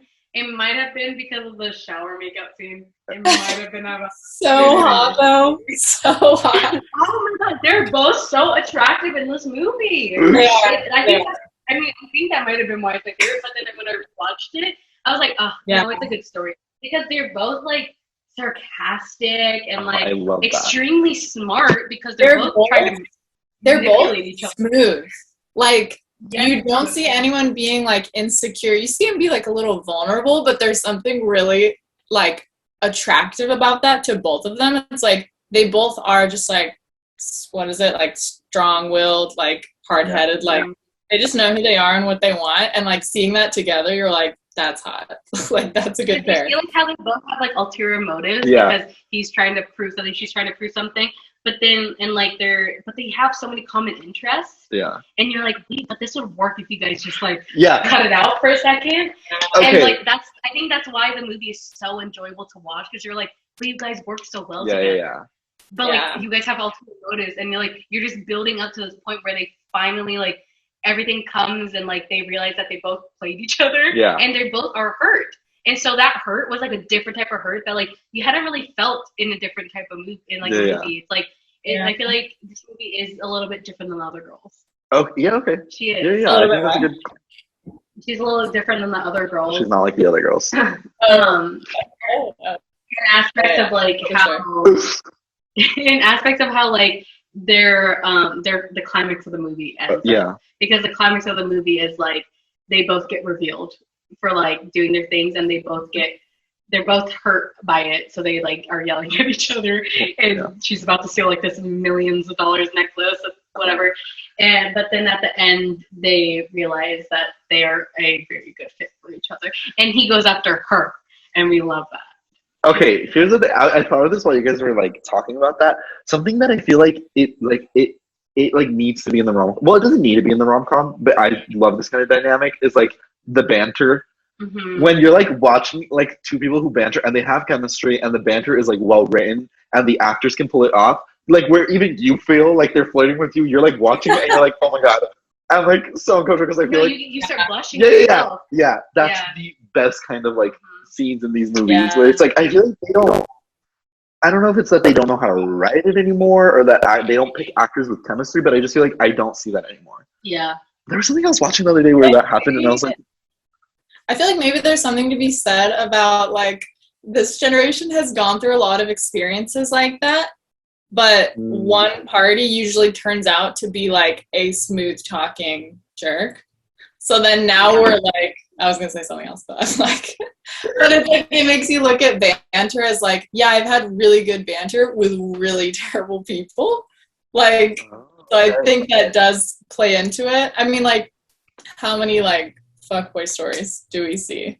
And you're like, oh, that would have been so good if you were the worst, you know? Yeah.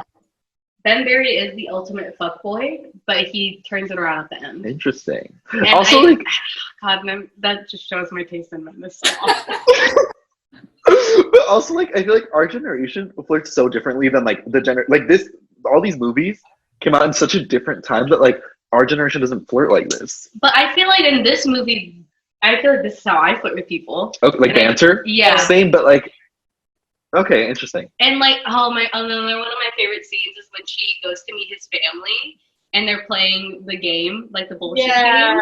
Are they playing like bullshit? Such a it seems like such a mundane scene, but that it also ties back into the end because they're like they're still trying to deny their feelings, and he's like bullshit, and then they kiss, and I'm like, I'm like, oh fuck, I'm like, this is prime writing right here. Yeah, but like, and it was like really cool, and I think that's why like you only got to see the fuckboy side of Ben Barry, and then when you got to meet his family, you got to see like the kind side, and it's like that's every girl's dream. That'll like, get every girl. No every question. single woman loves that, and like it is just really cool to see. And he's like carrying a baby at some point, and it's just like hitting everything that you want. And then they go into the restroom and start kissing, and it's like this movie also leading up to the shower scene. They have such a good use of "Kiss Me." I love it.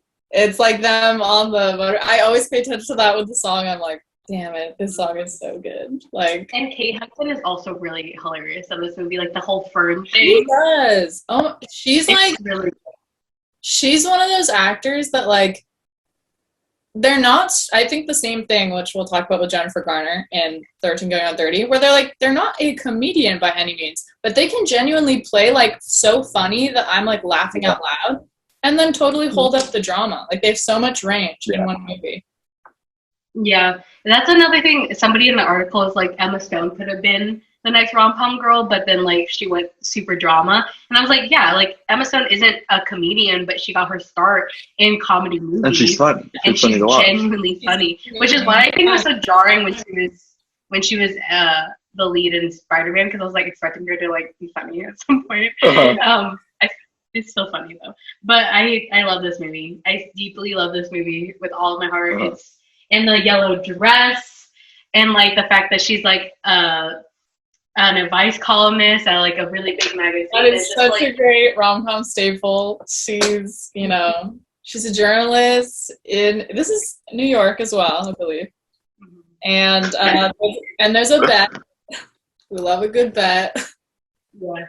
And like she also Andy Anderson is like the male fantasy in a way. Okay. Because she loves the Knicks and she can eat food, and like that's the whole thing is like I don't know, it's just so good. I just love it all the way around. Yeah, no complaints here. Oh, good. Great movie. Well, that leads us to our next one, 13 Going on 30. It was released in 2004. And the synopsis is, a girl who's sick of the social structures of junior high is transformed into a grown-up overnight. In this feel-good fairy tale, teenager Jenna, played by Krista B. Allen, wants a boyfriend, and when she's unable to find one, she fantasizes about being a well-adjusted adult. Suddenly, her secret desire becomes a reality, and she is transformed into a 30-year-old Jennifer Gardner. But adulthood with its own set of male-female challenges isn't as easy as it looks. I love this movie. And Mark Ruffalo is love interest. Oh, yeah. I was crush on him. This cute. When I watched it last night, I was like, oh, he is so freaking cute. Did you do a lot of rom-coms? I feel like not really. That's so interesting. No. But this movie, this movie is less contingent on banter and wit, which usually you would think would make it less interesting, but it's so heart-driven. Like, it's really endearing. I think it literally has actual life lessons in it. Like, the grass is not always greener, and I like that sort of opposite end of this would be Legally Blonde, where you're like, she's actually a perfect character the whole time. She just has to believe in herself. And this movie is no, she literally leaned into vanity. She wanted to be popular. She sacrificed good people in her life to get what she wanted. And she feels all this remorse now. And seeing that arc makes you go she's a real character. And I look up to her, Mm-hmm. Yeah, it was really interesting to see her 13-year-old self in her 30-year-old body kind of be so thrown off by all the changes she had in her life, because she's looking at it from a 13-year-old pure point of view before she made all those decisions to basically be popular, and that was it. Because if it wasn't the 13-year-old in the body, her 30-year-old self was terrible, to be honest. Yeah, she was really mean and awful, and I was like, oh my gosh, I imagine your 13-year-old self. It was a really weird would your 13-year-old self be proud of you, of how you turned out now? And I was like, ooh. That's and they did it in like the most like realistic way possible. Like you're like, yourself literally in your body and like dealing with the consequences of your actions. Yeah. Maybe not the most realistic, the most literal. Literal. Yeah. I'm not like, she's so good in this. She's so funny. When she like starts Thriller on the dance floor. She's just so charming, you know, like because like obviously we know as the audience that it's like 13-year-old Jenna like in her body, but like I think like the way she acted it was like so good. It wasn't like too cheesy, but it was like extremely endearing and charming. And I was like, oh, I get it. Like Jennifer Garner is like America's sweetheart.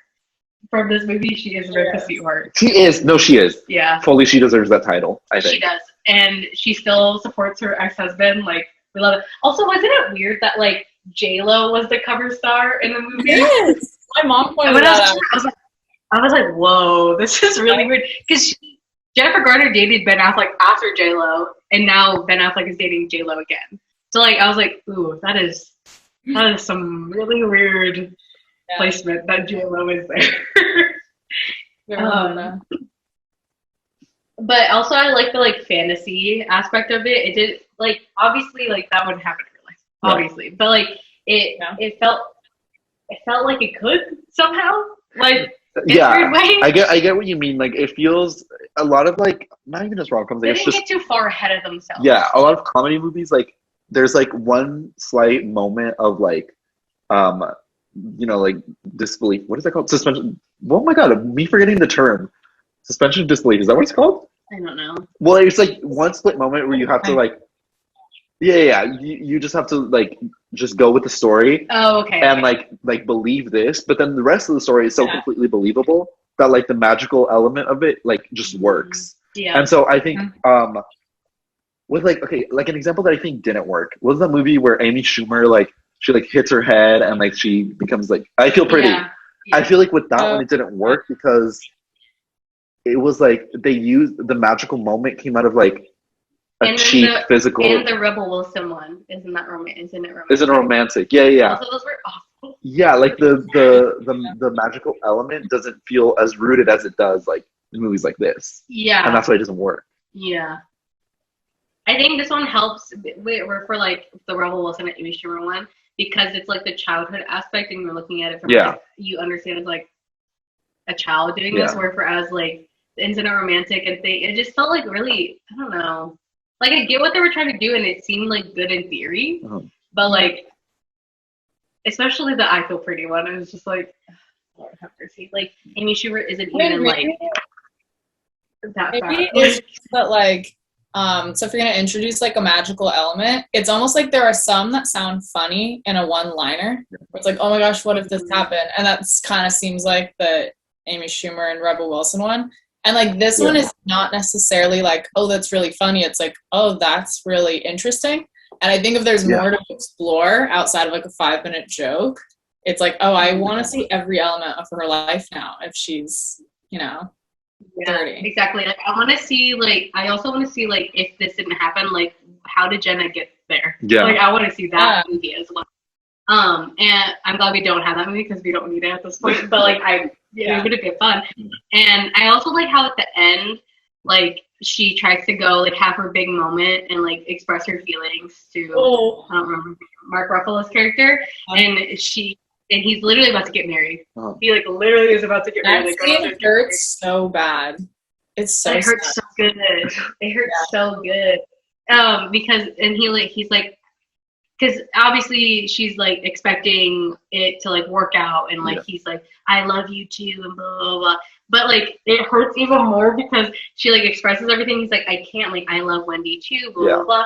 But like as she's like about to walk in, he's like, I always loved you, and I was like, God, oh my God, okay, those scenes I'm talking about though, where they're like, no joke, this is the most serious thing in the world, and that's how they play it, and that's how they film it, and it's like. It becomes so heavy and everything sort of like I've heard writers say, like, if you can make an audience laugh, like you can make them cry and you should do it in that order.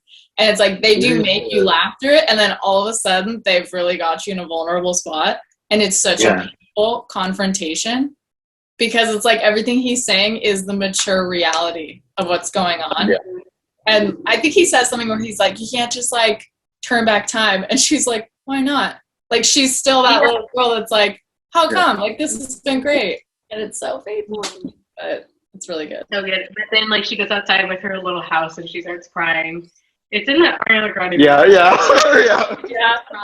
Because, like, it's like in the real life, the other timeline, it's like, obviously it can't work. Like, there are real life consequences. You can't just, like, show up in somebody's life after not talking to them for, like, 15 years plus. Yeah. And expect them to, like, take you back with open arms, even if there is still, like, that little, like, love from back then, you know? Well, because if he had taken her back, we honestly wouldn't respect him that much. Like, if he'd said yes, we'd be like, oh, that's kind of like, we don't respect his morals that much if he does, even though what we're, like, rooting for.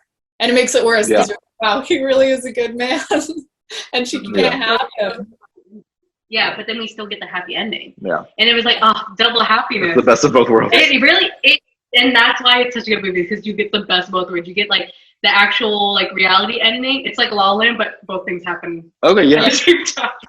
It's like you get the sad ending, but you also get the happy ending, and that's the best. That's the best. Yeah. I love that. It's a fake out. It's like, fuck you, be sad. Just kidding. It's like, just kidding. Look, they get married in life. And it's such a good movie. And, like, it made me feel giddy watching it. Like yesterday, I was like, oh my god! I was like, I love this. I was literally, like, saying that. I think that's, like, the thing about good rom-coms is that they put you in a good mood and they, like, make you feel like you were being flirted with, like you were being, like, in the middle of this. You, and they're like, no. But then they're like, just kidding. But I feel like, again, like, bringing it back to, like, the modern ones, like, that just isn't there. Mm-hmm. And I don't. It could be like it's a whole mix of things, but it doesn't hit the same. It doesn't. Yeah. It doesn't. You know, I had faith in the first To All the Boys I Loved Before. I was about to bring that up. Yeah. I like that movie. The first one is really good, but I don't know why the second and third were like, it didn't give me the same feeling. I think it's directed by different people. Maybe. I think that's what it was. It's like whoever directed the first one, applause to you, because it did give me the same feeling. Okay. And also, like, I didn't know anything about Noah Centineo at that point. Right. So it wasn't ruined by that yet? Yeah, it wasn't. I still had I positive love for him. Yeah. He was still the character, and he wasn't Noah Centineo yet. And that's another thing I think the article mentioned was, like, it was like, well, like, you have to think, like, these people were kind of, like, not, like, when the first romantic comedies they were in, they were, like, basically, like, nobodies, you know? Like, they weren't huge actors. This is what made them stars.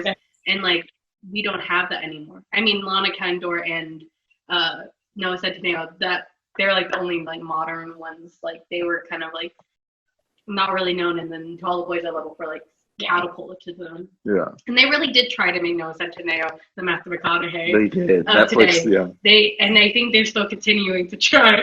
But it just didn't work. Also, like, I don't appreciate that they tried to, like, do it as, like, a diversity thing, because, like, he's not even Hispanic now. Oh, no, I don't know. I'm not sure what he is, but. Yeah, I don't think so. I think he's white. He's just, like, it's like the Taylor Lautner thing. Like, spicy. Yeah, they're like, oh my god, he's not a person of color, he's just white. Yeah. Anyways, I forget where I was going with that. Anyway, it's okay. So the last one we have is 27 Dresses. It came out in 2008. And the synopsis is perennial bridesmaid Jane, played by Katherine Heigl, always puts the needs of others before her own, making her the go-to gal whenever someone needs help with their wedding plans. So when Jane's younger sister Tess snags the man Jane secretly loves, Jane finds herself questioning her role as a wedding junkie for the first time in her life. Meanwhile, a handsome reporter played by James Marsden sees Jane's unusual story as his ticket off the bridal beat. I put this one because I think this marks the end of, like, the traditional rom-com. Okay.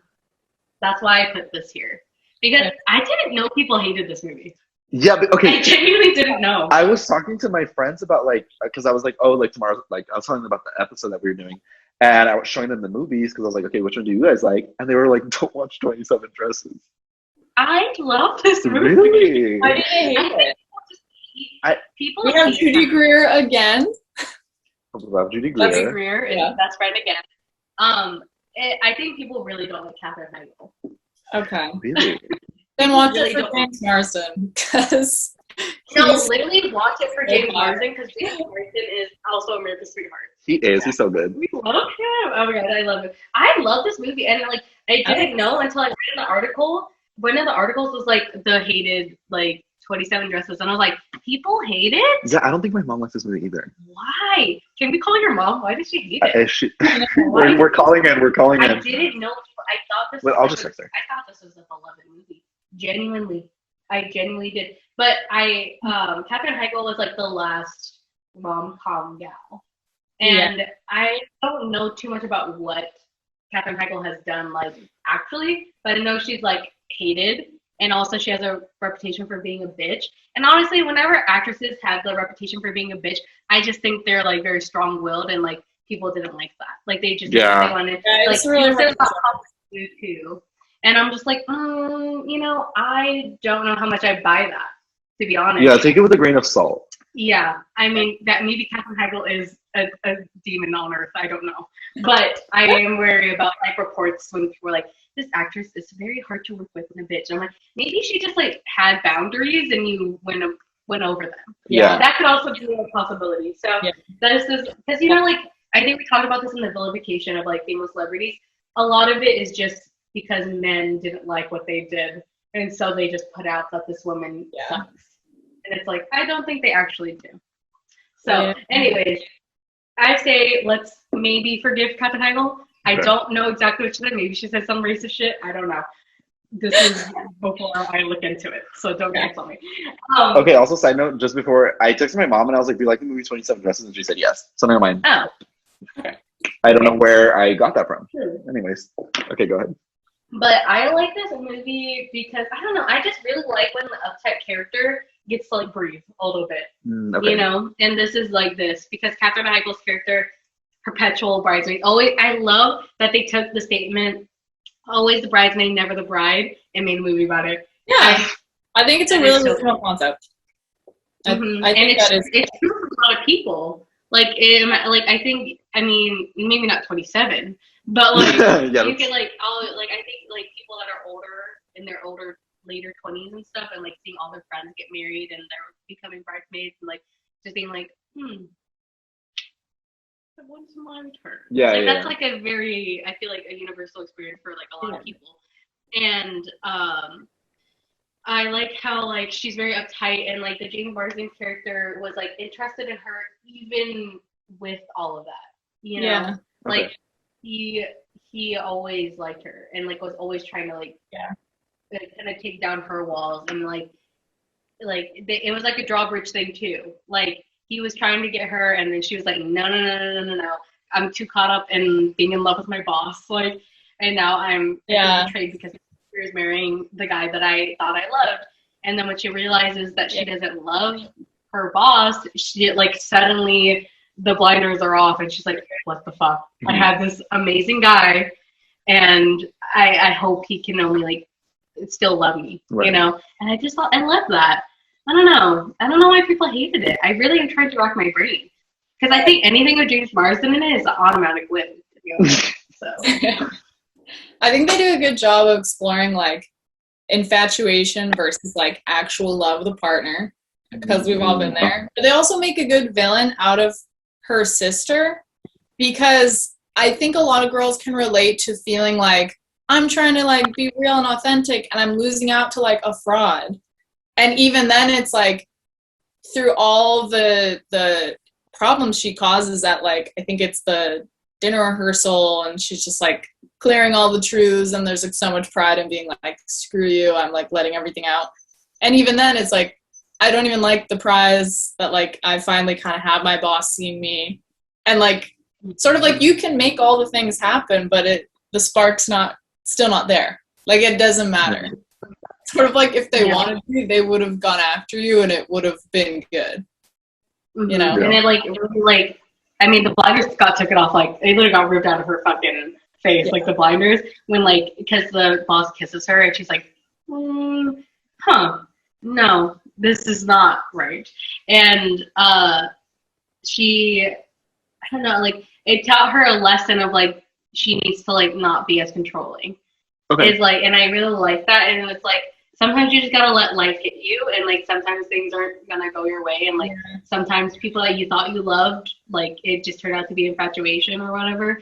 And like I do like that. Yeah. Like when she like relaxed and like became vulnerable is when she like won at the end, and I was like, oh, that's a really good lesson.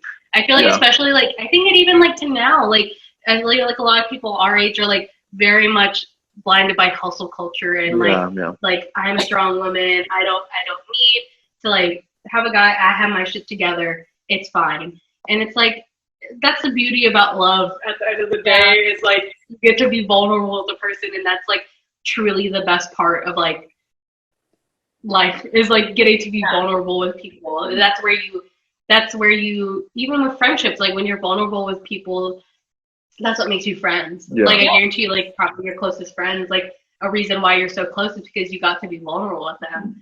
And like I love that. Like that's a great lesson to teach people. Because especially nowadays, I think maybe everybody that hated 27 Dresses is just scared to be vulnerable. It's like go watch it again and think about it in that aspect, and like I feel like you would enjoy it. That's a good point, honestly. Yeah, maybe. Because like, what are you getting out of this movie? Like, is she just too uptight? Question mark. I don't know why people don't like this movie. I feel like when you were talking about being vulnerable, though. Like I had a friend talking to me about like millennial dating, and like you'll hear a lot of older people be like, "This is the worst generation to date. It's so confusing." And she was like, "It's like a game of both of you trying to show the other like who cares less." And I was like, "Ew, that is so accurate." Ooh, light bulb. Yeah, wow. I know, and I think that's why I don't really when my men don't like to date me, because I immediately go for the vulnerability. Okay. Well, I really do. To be honest, isn't that the normal thing? Like, isn't that like a logical? If we're gonna talk about like logic versus emotions, logically, it's like we need to be vulnerable with each other to see if we really connect, because our facades can connect. We can connect on the surface so well and have like, I mean, that's why people have like work crushes and school crushes, because we're like, whatever we're putting out, those things might totally vibe. But like, who am I just like in my bedroom on a boring day? Because I need that person to connect with someone, really. And our generation is so like, and then we're gonna waste 5 months playing this game of who cares less. Yes. And it's like, I why are we doing that to each other? That's why we all hate each other. No, It really is. Like, and like, I mean, men are definitely like way worse about like, they're like way less, they're way heartless about it. Like, I don't know why men are able to like detach from their emotions so much. At least maybe like, no, I think it's a universal thing. Okay.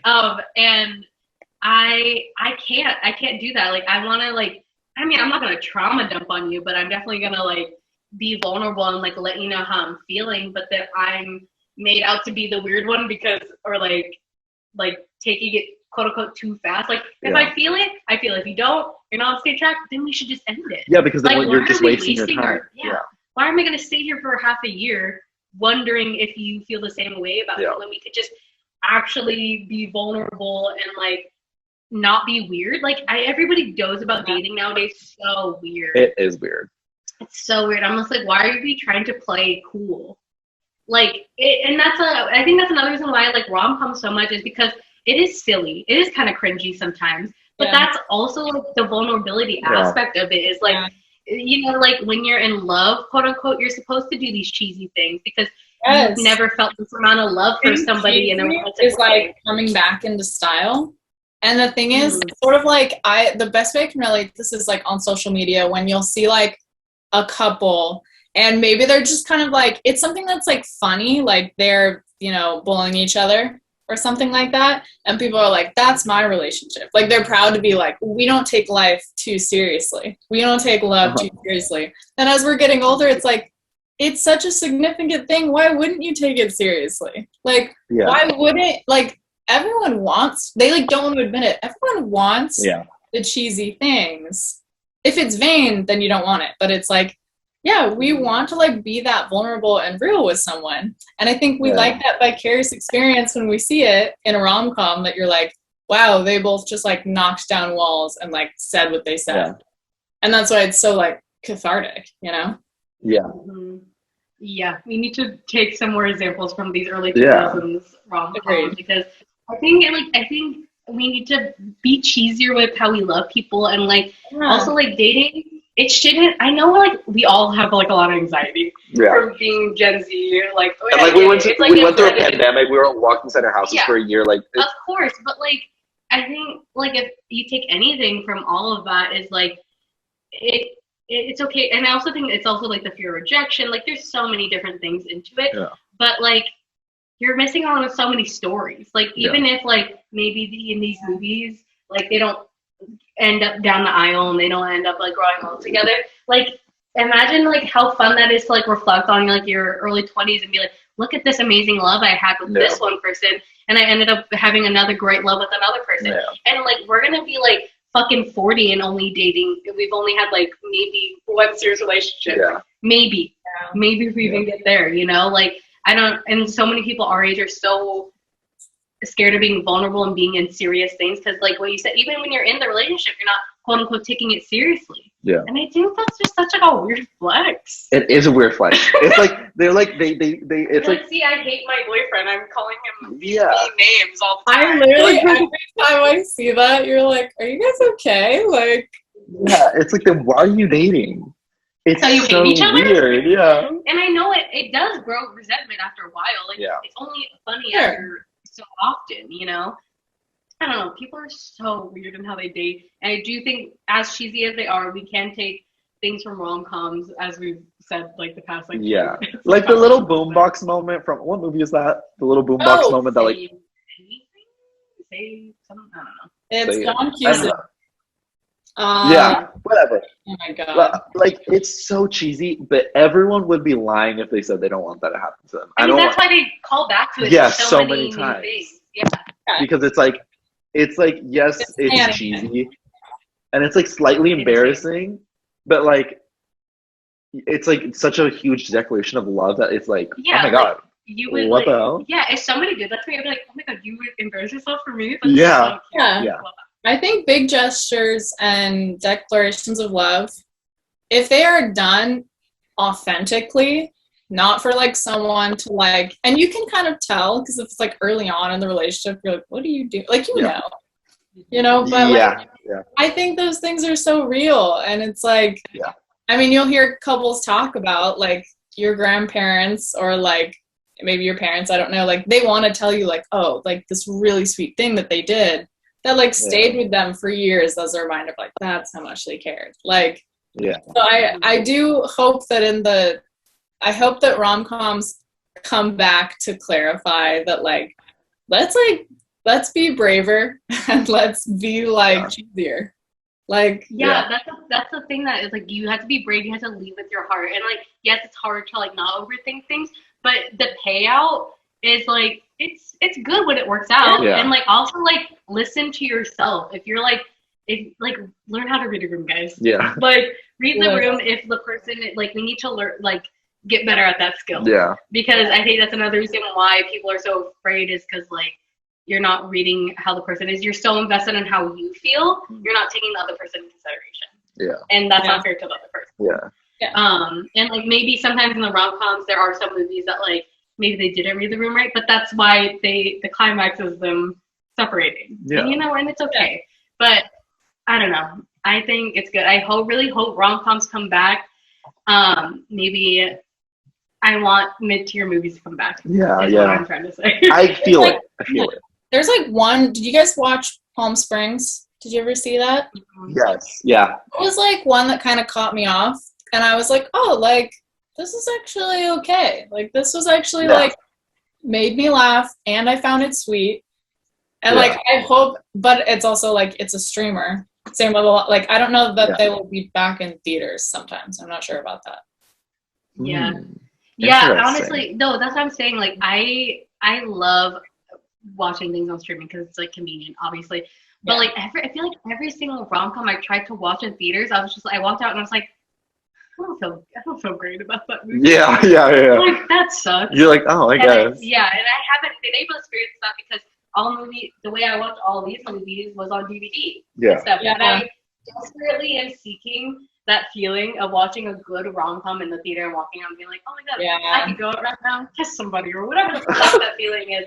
I wouldn't know. I've never experienced it. Yeah. But I And think like, it'll come. and the world needs like happy movies right now. Mm-hmm. We're all depressed. We don't need any more sad movies. I think that's something that will be interesting to see, like post-pandemic, is like seeing what type of movies and like media comes out after this, because up until and even in the pandemic, there is so much sad shit. Yeah. And like, I get it. It's cool to be in your feels, but like, it's all internalized stuff. It's like, let's externally push it, guys, and be vulnerable. I've always been a big defender of like the popcorn movie. And like, you know, I studied film and TV in school, and it always pissed me off when a teacher would be kind of like, movies are strictly here for like informative this and that. It's like, yeah, that's like a part of it, but like there's such a value to escapism and entertainment and just like bringing joy with what you're creating. Like, so I will always be on that end of like, yeah, there's a time and place for all of it, but let's not like edge out something that's like pretty powerful. I would not have gotten through the pandemic if my little sister and I weren't watching Outer Banks and the OC. Those are not realistic shows whatsoever. Yeah. But it was so much fun escapism that was like, I can get through these 5 months stuck in my house. Like, there's a purpose. Yeah, rewatching Parks and Rec kept me alive, honestly. It's just that's what we need. We need like more happy, good mood. And like having those things like push, because I feel like they push a lot of like sad like drama stuff at us, and I'm like, I love it, but I'm still gonna watch it, but like, we need a little rom-com every now and then. Exactly. Period. I think that's a great place to end. Katianna, where can people find you and any of your future work if you want to plug anything? I guess look at my Instagram. It's just at Katianna Lee. Should I spell it? No, it's all of this is gonna be on our Instagram. At our.Hollywood. If you want to follow Katianna or follow any of her work, you can find that on there. But yeah, that was fun. I'm like in a good mood now. This was fun. Of course, thank you so much for coming. It's a gloomy day too, and I was like, oh, so fun. It is a gloomy day. This is like the perfect, I cannot think of the word. Perfect time to go watch. Yeah. Oh yeah. All right. See you next time.